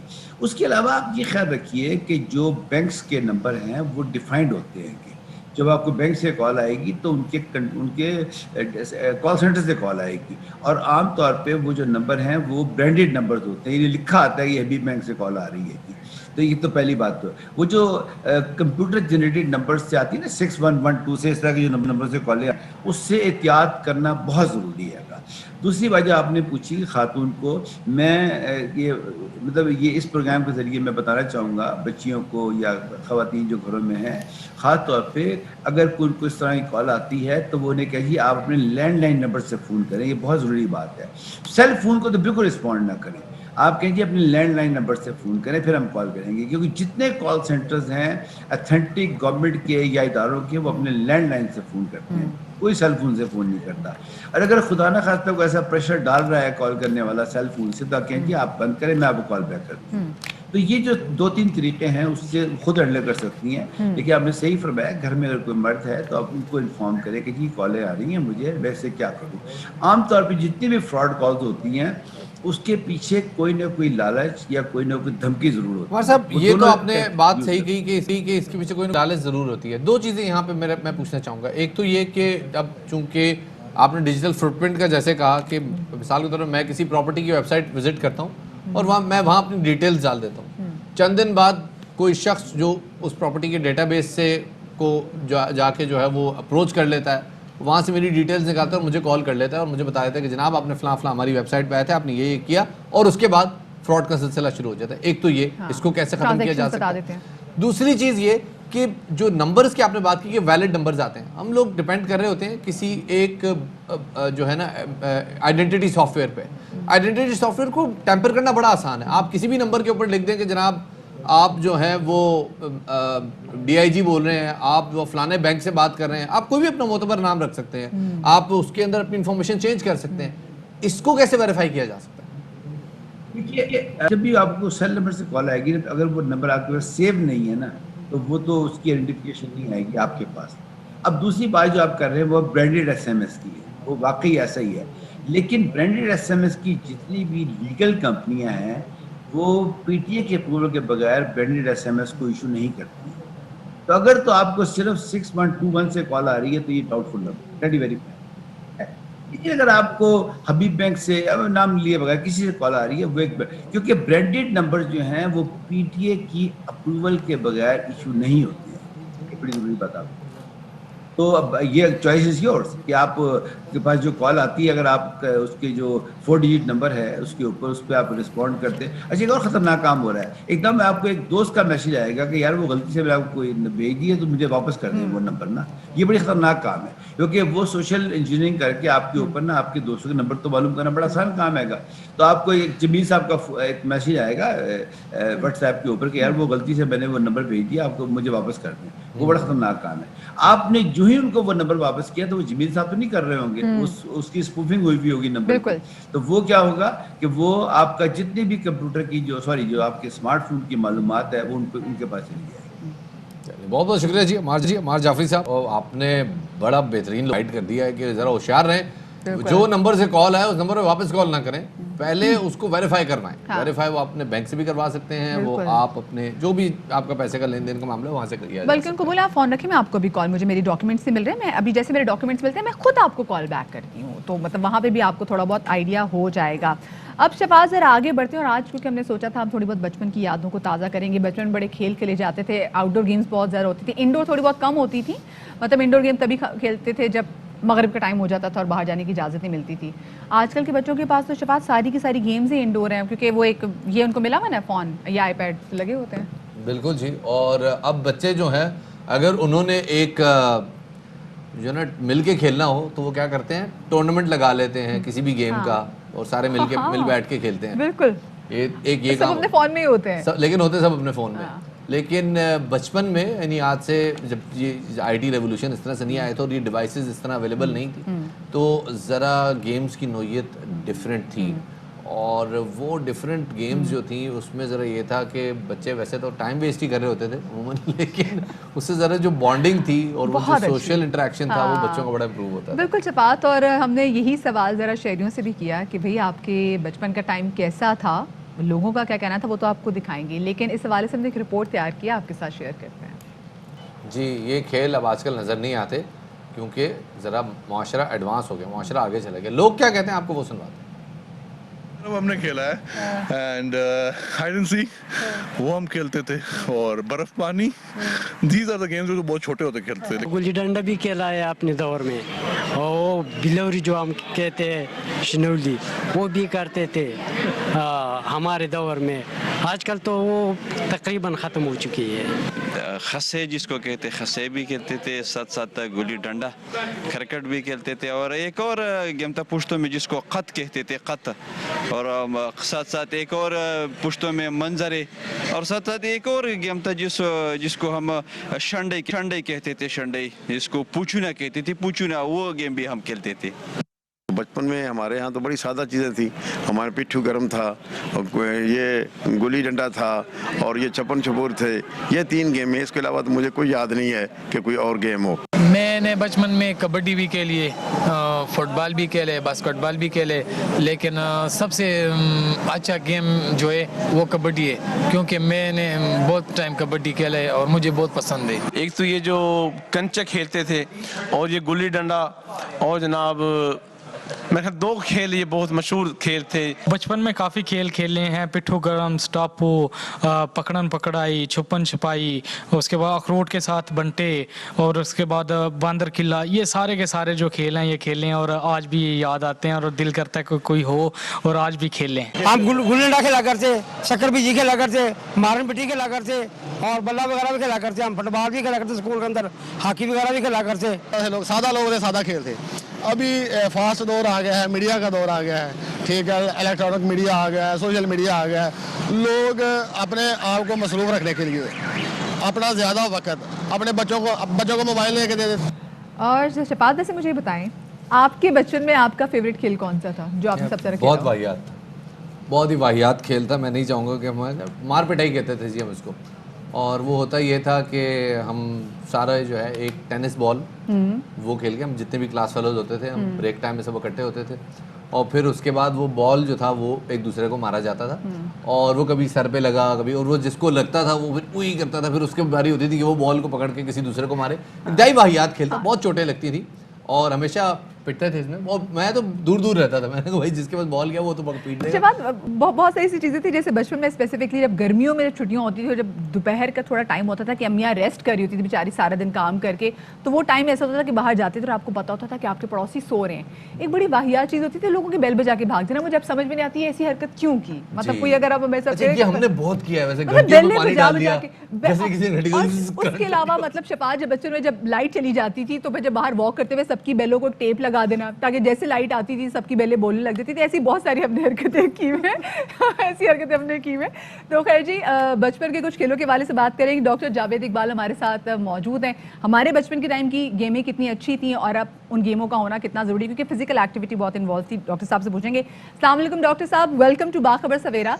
सबसे पहले तो डॉक्टर साहब हम आपसे पूछना चाहेंगे, آپ کے بچپن میں کون کون سی گیمیں بہت زیادہ فیمس تھی اور آپ کی کون سی فیوریٹ گیم تھی؟ جی بہت شکریہ. ابھی آپ نے یہ جو چھوٹا کلپ دکھایا ہے اور جو سب باتیں کی ہیں تو یہ اس میں ہر چیز ایکسپلین ہوتی ہے. تو یہ ساری گیمز جو ہیں ہم کھیلا کرتے تھے اور محلے میں بھی اور اسکول میں بھی. جو اسکول میں ریسیس ہوتی تھی تو تمام اسکول جو خاص طور پہ گورنمنٹ کے اسکول ہوتے تھے جن میں تمام سہولتیں موجود ہوتی تھیں اور ہر قسم کی گیم ہوتی تھی. آپ کی بہت زبردست آپ نے یہ کلپ دکھایا جس میں یہ تمام چیزیں ایکسپلین ہوتی ہیں. تو میں بھی بچپن میں یہ تمام گیمز کھیلتا رہا ہوں.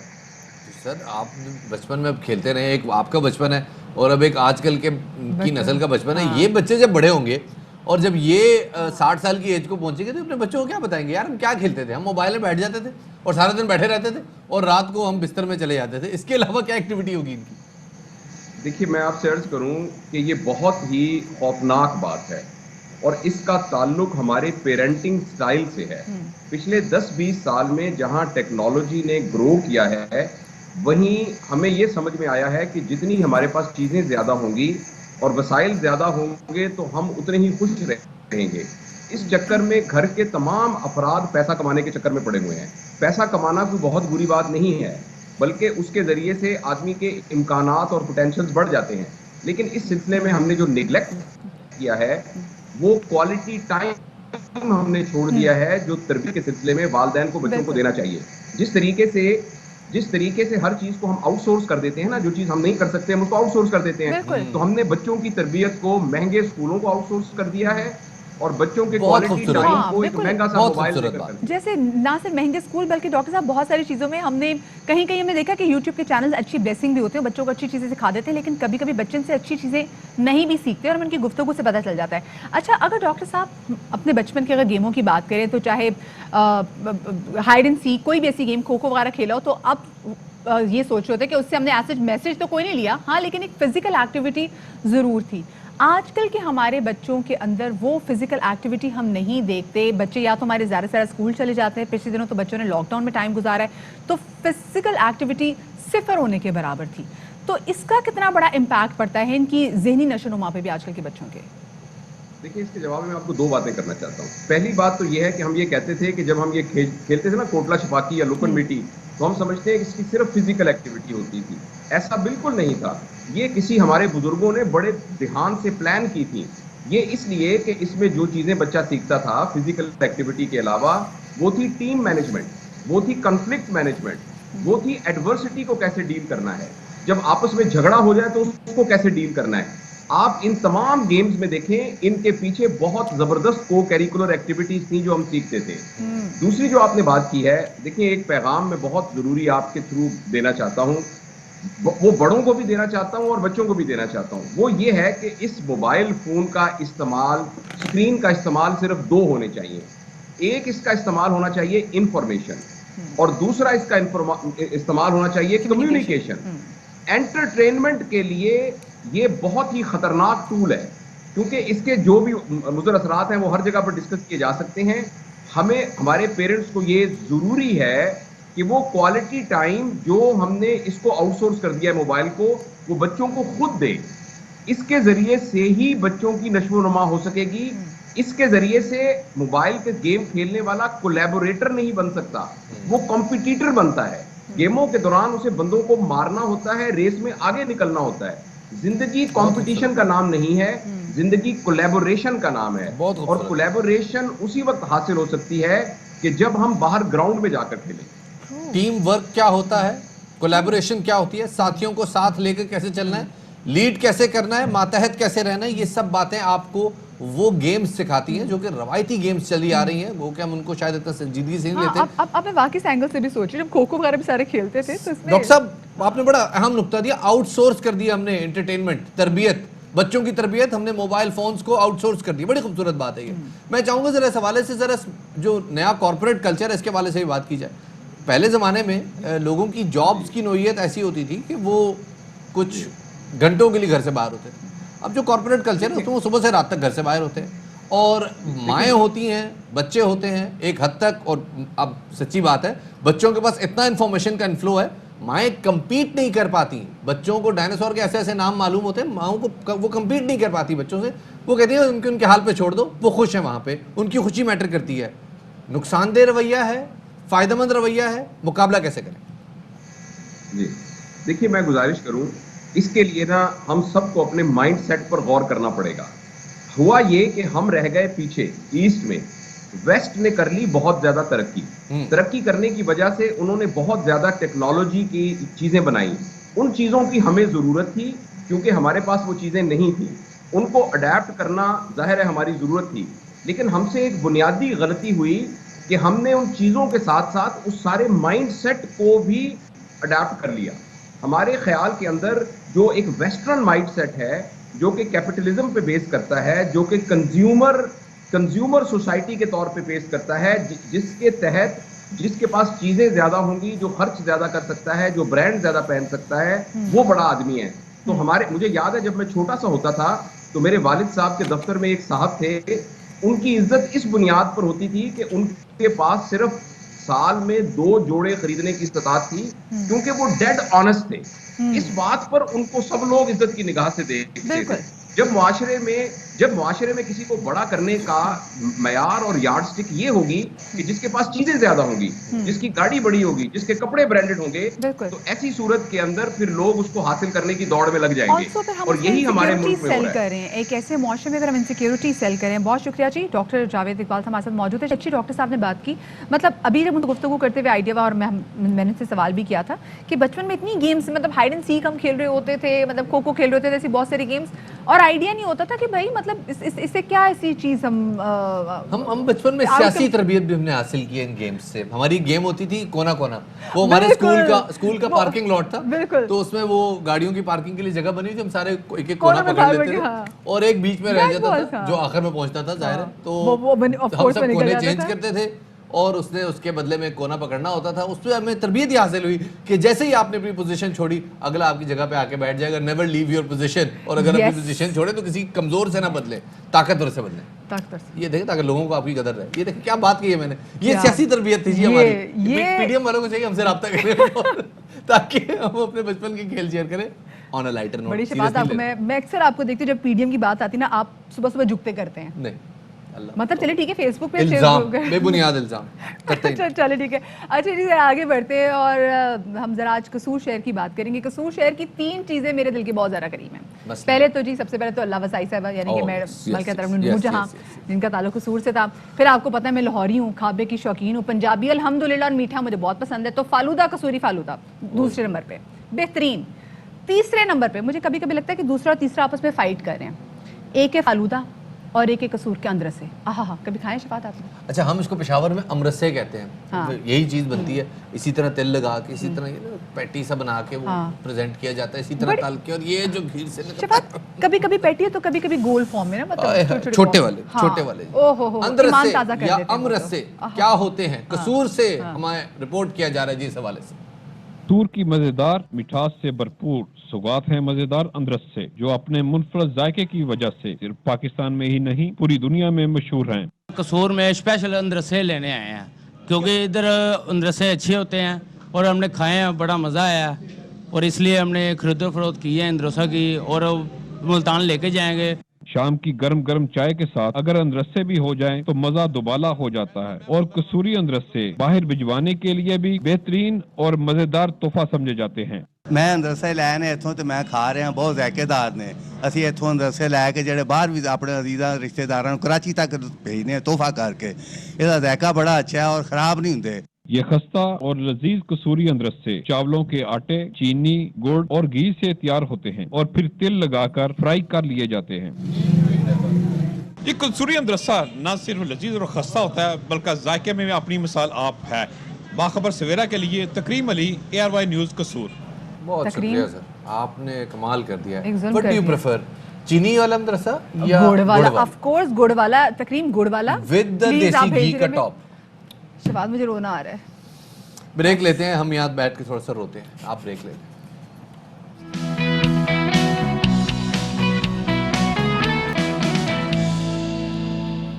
Welcome back after the break. और ब्रेक के बाद बात करते हैं एक इंतहाई अफसोसनाक वाक़े के हवाले से जो कि पेश आया है कराची में।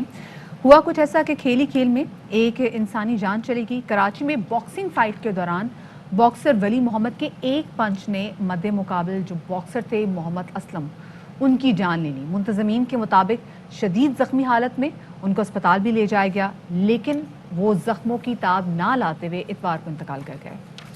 محمد اسلم کو ان کے آبائی گاؤں پشین میں سپرد خاک کر دیا گیا. جاں بحق ہونے والے محمد اسلم کے 2 بیٹے ہیں، جبکہ بیٹی کی پیدائش 2 ہفتے قبل ہوئی تھی. محمد اسلم نے 2015 میں پہلا پروفیشنل ایونٹ جیتا. وہ 2 بار کروز کے چیمپئن رہے. تدفین کے موقع پر پشین میں ہر کوئی غمزدہ دکھائی دے رہا تھا. اور دوسری جانب پاکستان باکسنگ فیڈریشن نے باکسنگ کونسل کے زیر اہتمام فائٹ کو غیر قانونی قرار دیا ہے، جس کے بعد جاں بحق ہونے والے باکسر محمد اسلم کے اہل خانہ کو مالی سپورٹ بھی ملنے کا امکان بہت کم رہ گیا ہے. انٹرنیشنل باکسر محمد وسیم نے بھی اس طرح کی غیر قانونی فائٹ سے خلاف تحقیقات کا مطالبہ کیا ہے. کہ یہ ایونٹس کرا رہے اور ان کے پاس باکسنگ کے بارے میں کیا علم ہے اور کیا باکسنگ کے بارے میں جانتے ہیں. یہ انتہائی ان رسپانسبل بندے ہیں، ان لیگل فائٹس ہے جو کرا رہے ہیں. اور میں پاکستانی گورنمنٹ سے عمران خان صاحب سے ریکویسٹ کرتا ہوں کہ ان کی نوٹس لے.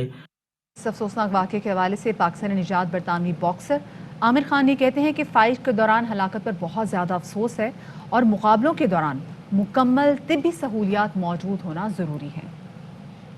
اسلام اور وہ فوت ہو گیا باکسنگ میں، اس نے فائٹ کی، اس کو لگی تھی فائٹ میں. سو بہت افسوس کی بات ہے یہ، ایک ہمارا باکسر پاکستان سے ہی passed away. میں ارج کرتا ہوں ہر باکسنگ شو پر ہونا چاہیے ڈاکٹرز.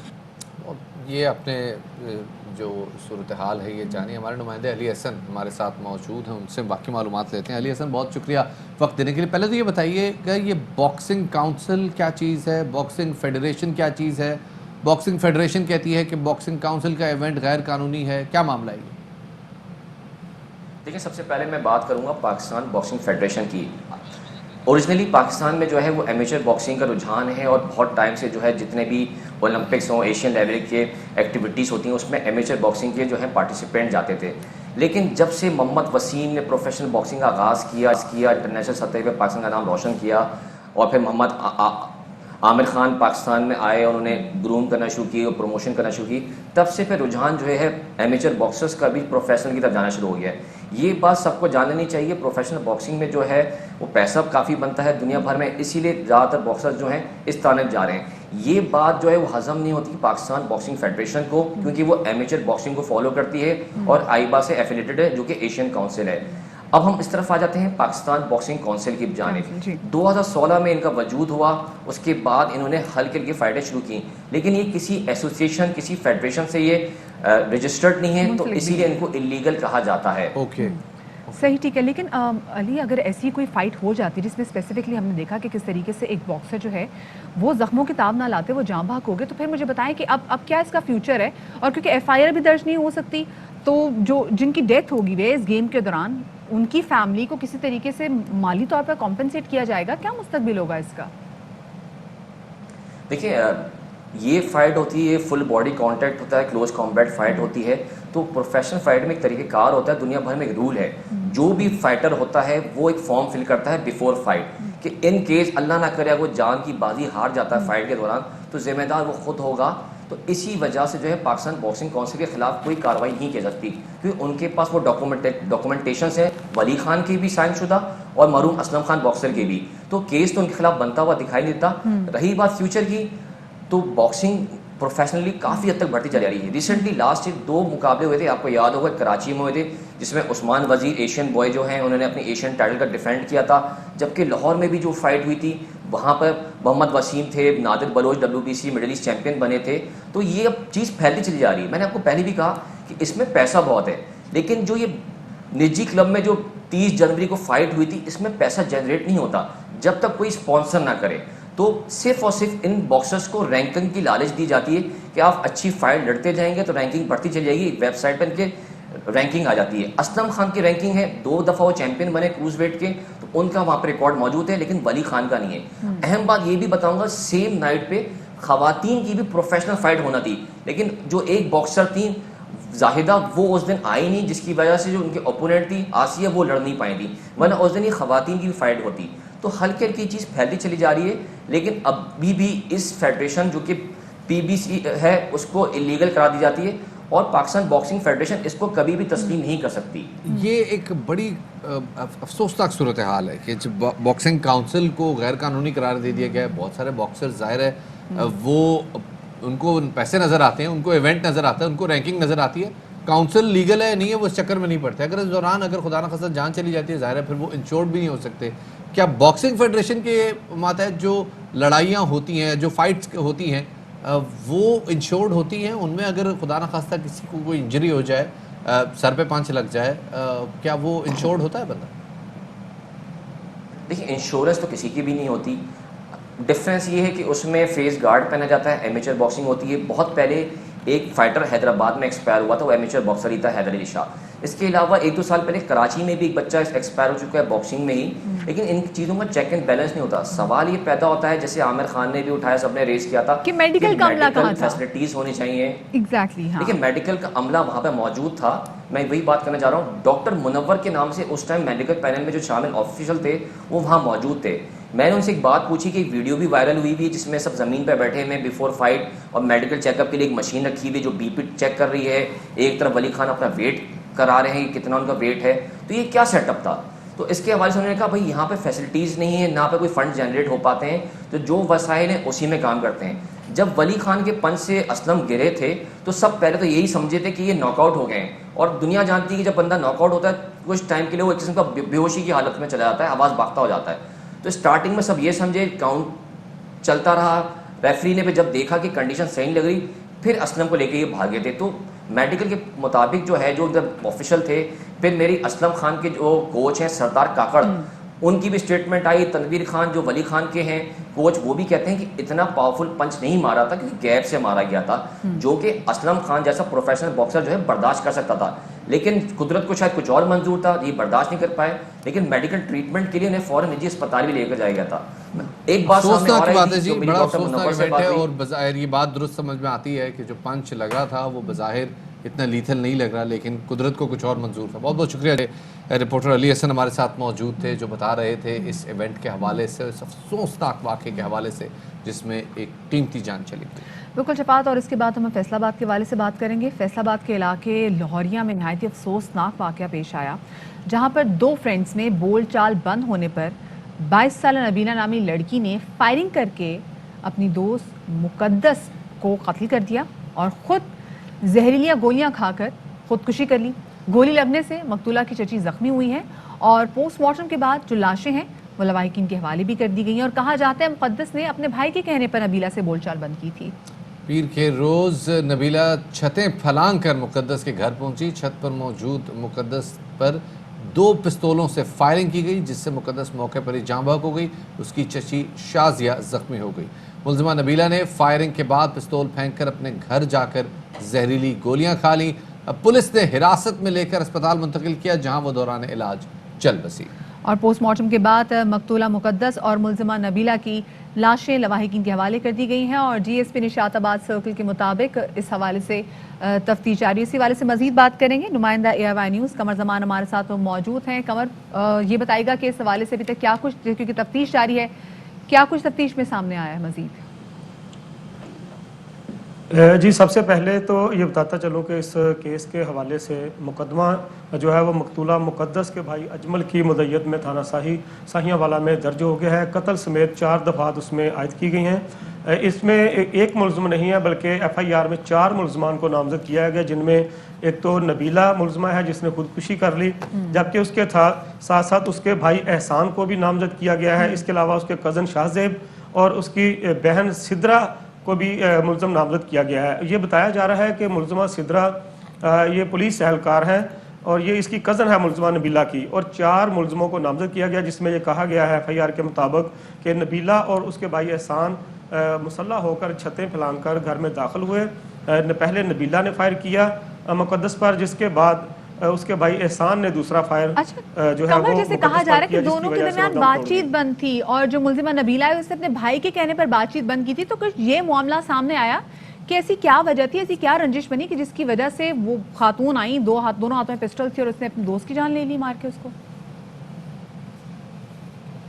جی بالکل, یہ جو خاندانی ذرائع ہیں ملزمہ کے اور مقتولہ کے उन ज़राए के हवाले से और इलाका मकीनों के हवाले से ये बात सामने आई है कि मुलज़मा नबीला जो है वो मकतूला मुक़द्दस को बहुत चाहती थी और उसके साथ शादी करने की ख्वाहिश रखती थी। जिस तरह का चंद माह पहले रावलपिंडी में एक केस सामने आया था कि लड़की के साथ शादी हुई थी, इसी तरह मुलज़मा नबीला मुक़द्दस पर दबाव डालती थी कि वो घर से फ़रार होकर उसके साथ शादी कर ले और वो इकट्ठे रहेंगे।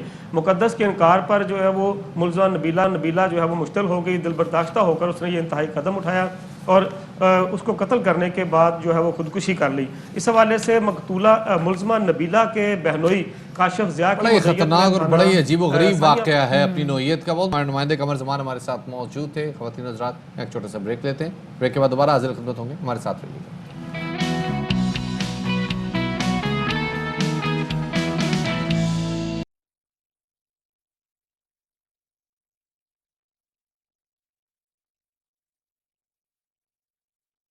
आपको बाखबर सवेरा में और आपकी मुलाकात करवा रहे हैं जनाब चार्ली चैपलिन से। बहुत अरसा हो गया उनके इंतकाल को, कोई बात नहीं जनाब, हमने उनको दोबारा जो है उन पेशावर में देख लिया।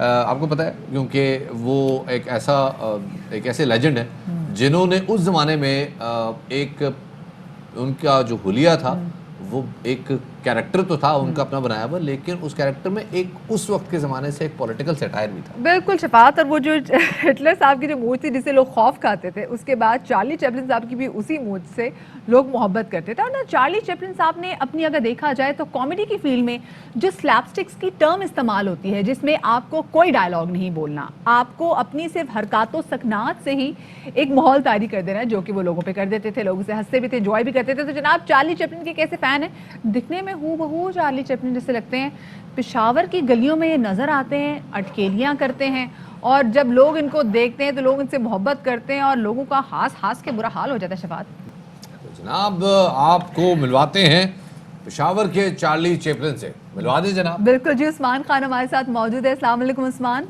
वेलकम टू बाखबर सवेरा। बहुत मज़े की वीडियो हमने बहुत ज़्यादा एंजॉय की, बहुत अरसे बाद किसी कॉमेडी हमने एंजॉय की।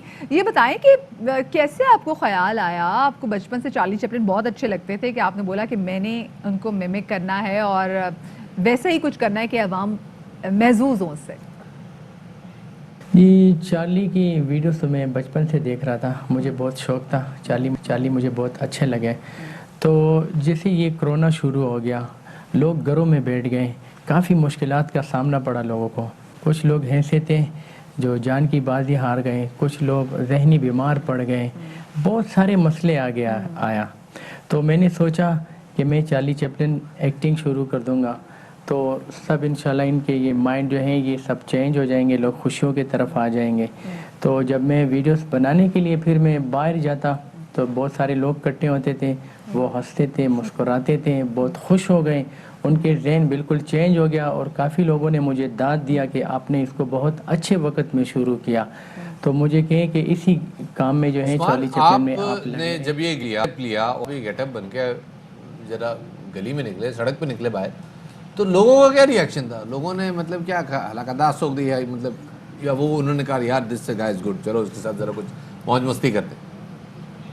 जी, जब मैं जहाँ बाज़ार जाता हूँ तो वहाँ पे बहुत सारे रश लग जाते हैं, गाड़ियाँ भी खड़ी हो जाती हैं, लोगों का रश होते हैं, तो ट्रैफिक वाले भी आ जाते हैं, वो फिर हमें कहते हैं कि भैया आप थोड़े साइड पे आ जाए, यहाँ पे बहुत सारे लोग इकट्ठे हुए, कोई आपसे वीडियोस बना रहे हैं, कोई आपको पिक्चर बना रहे हैं आपके साथ, तो इससे बेहतर है कि आप थोड़ा साइड पे आ जाए। तो लोगों का रिस्पांस बहुत ज़्यादा है मेरे साथ और इंशाल्लाह मैं इस काम में लगा रहूँगा। उस्मान, स्क्रिप्ट कौन लिखता है आपकी? वैसे हम आपसे भी जानना चाहेंगे, लेकिन बताएं कि आगे साथ में आपका क्या प्रोग्राम है? कोई और भी आपने कैरेक्टर सोचा हुआ कि आप इस कैरेक्टर को मिमिक करेंगे? जी, आगे तो मैं ये करना चाहता हूँ कि मैं इंशाल्लाह हमेशा लगा रहूँगा ये चार्ली एक्टिंग में, लोगों तक मुस्कुराना, लोगों का दिल जीतना, लोगों के दिल में जगह बनाना, बस यही मेरी अब ख्वाहिश है और ये मैं चाहता हूँ कि लोगों के दिल में जगह बनाऊँ और पाकिस्तान के कोने कोने तक जो है मैं खुशियाँ ले जाऊँ वहाँ तक, ताकि लोग खुश रहें। तो मैं ये भी चाहता हूँ कि लोग जो है खुशियों की तरफ आ जाए और ये गम और परेशानियों की ज़िंदगी भूल जाए। बड़ी अच्छी बात है, आपने सोशल मीडिया का बड़ा एक जस्टिफाइड इस्तेमाल किया है। हम अक्सर अपने प्रोग्राम में कहते हैं, ये नहीं कहना आपने कि हमें एक चांस मिल जाए, मुझे एक्टिंग का शौक है, कोई चांस नहीं देता। इफ़ यू हैव टैलेंट दुनिया के सामने लाएं, लोग खुद आपको अप्रोच करेंगे। तो ज़रा आप थोड़ा सा अपने हवाले से भी बताइएगा कि आपने मतलब जो अचीव करना था वो कर लिया है या आप कुछ आगे भी सोच रहे हैं? हुकूमत से मैं ये मुतालबा करूँगा मेरे जैसे एक्टर हो पाकिस्तान में या कोई और फनकार हो जो ख़ुद को अपने पैसों से चला रहे हैं, तो उनकी स्पेशल जो है सपोर्ट करना चाहिए, मेरे भी उनके भी। ये मेरे हुकूमत से मुतालबा है कि वो हमारा सबका सपोर्ट करें। बहुत बहुत उस्मान खान पेशावर से मैं ज्वाइन कर रहे थे जनाब, और वहाँ के हमारे ये लोकल चार्ली चैपलिन है। लेट्स सी जनाब कहाँ चलते हैं ये, और आगे जाके ये परफॉर्मेंस जो है ये इनकी गलियों तक और जो है अपनी वीडियोस तक ही महदूद रहती है या उसको स्टेज पे भी लेके आते हैं? बिल्कुल शबाद, क्योंकि जिस वक्त उन्होंने तमाम अपनी परफॉर्मेंस फिल्म की उस वक्त तो लॉकडाउन का टाइम था, इतना रश भी नहीं था, लेकिन अब इतने रश में निकल के लिए थोड़ा बहुत मसला तो होगा, but looking forward to a lot of more videos and I am sure कि अपना कोई यूट्यूब चैनल भी बनाएंगे तो अच्छी मतलब कमाई होगी। पूरी मेहनत नज़र आ रही है, पूरी नज़र आ रहा है कि किसी ने स्क्रिप्ट लिखी हुई है, एक एक चीज़, मतलब ऐवी नहीं हो रहा कि आप जा रहे हैं हरकतें कर रहे हैं और लोगों को हंसी आ रही है। सब चीज़ें प्लान की होती है क्योंकि पेपर वर्क बहुत ज़्यादा इंपॉर्टेंट होता है। खैर जी, आगे बढ़ते हैं और ज़रा हम आपको एक ऐसी प्यारी सी नन्ही बच्ची की वीडियो दिखाएंगे जनाब। उम्र इनकी 2 साल है और बर्फबारी में शदीद मज़े से ये शफात, ये पोनी है या घोड़ा है? क्योंकि ये पोनी है ना, क्योंकि काफ़ी बर्फ पड़ी हुई है। पोनी है जी, जिसको गिट्ठा घोड़ा कहते हैं। और ये घोड़े पे जनाब ये 2 साल की एक शहजादी है, ये बैठी हुई है, लेकिन इसके साथ जो कोलैबोरेशन, शफात ये लेटी हुई है। ओह सॉरी, बैठी हुई नहीं, लेटी हुई है। बड़ा उन्होंने ज़बरदस्त तरीके से उसको बैलेंस किया हुआ है। और ये मेरे ख्याल में शायद इनकी बिल्ली भी इनके साथ है, अगर मैं सही देख रहा हूँ। हाँ, ये देखे ना जी, इन्होंने कहा है कि जी अकेले नहीं, हमारे साथ पार्टनर इन क्राइम जो है वो भी साथ जाएगा। उसने बड़े सुकून से उसको अपनी थोड़ी के नीचे जो है वो किया है, और इसके साथ ही जनाबी राइडिंग हो रही है। सो यू नो इंटरनेट पे इस किस्म की चीज़ें सामने आती रहती हैं जो मेरे ख्याल में आपसे शेयर करना कभी कभार ज़रूरी भी हो जाता है। बिल्कुल जवाब। तो एनीवे ख़वातीन और हज़रात, ये है हमारा अब तक का बाखबर सवेरा। बहुत शुक्रिया हमारे साथ रहने का। हमने आपको इन्फॉर्म किया ज़रा हालात हाज़िरत से, और थोड़ा सा आपको चार्ज अप किया है, साइक अप किया है पूरे दिन के लिए। Have a very good day ahead. Shafat Ali और मध्या नकवी को दीजिए इजाज़त, और कसूर के हमारे नुमाइंदे तकरीम अली से इस्तदा है कि हमें ज़रा गुड़ वाले अंदर से तो ज़रा भेजें। ये सारे रिपोर्टर कहते होंगे यार आइंदा कोई चीज़ नहीं भेजेंगे, ये मांगने बैठ जाते क्यों? भेजता कोई नहीं, और भेजता भी कोई नहीं ना। तो हम भी वो कहते हैं ना कि हुज्जत तमाम करते हैं, तो हमने भी अपनी हुज्जत तमाम कर दी। मांग के अब आप भेजना या नहीं भेजना ये आपका काम है। यहाँ पे वक्त हो गया है आपसे इजाज़त लेने का। अपना बहुत सारा ख्याल रखिएगा। शाद रहिए, आबाद रहिए, अल्लाह हाफ़िज़।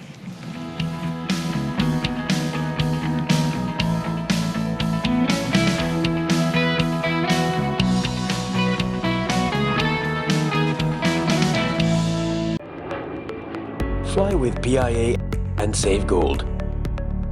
Register now.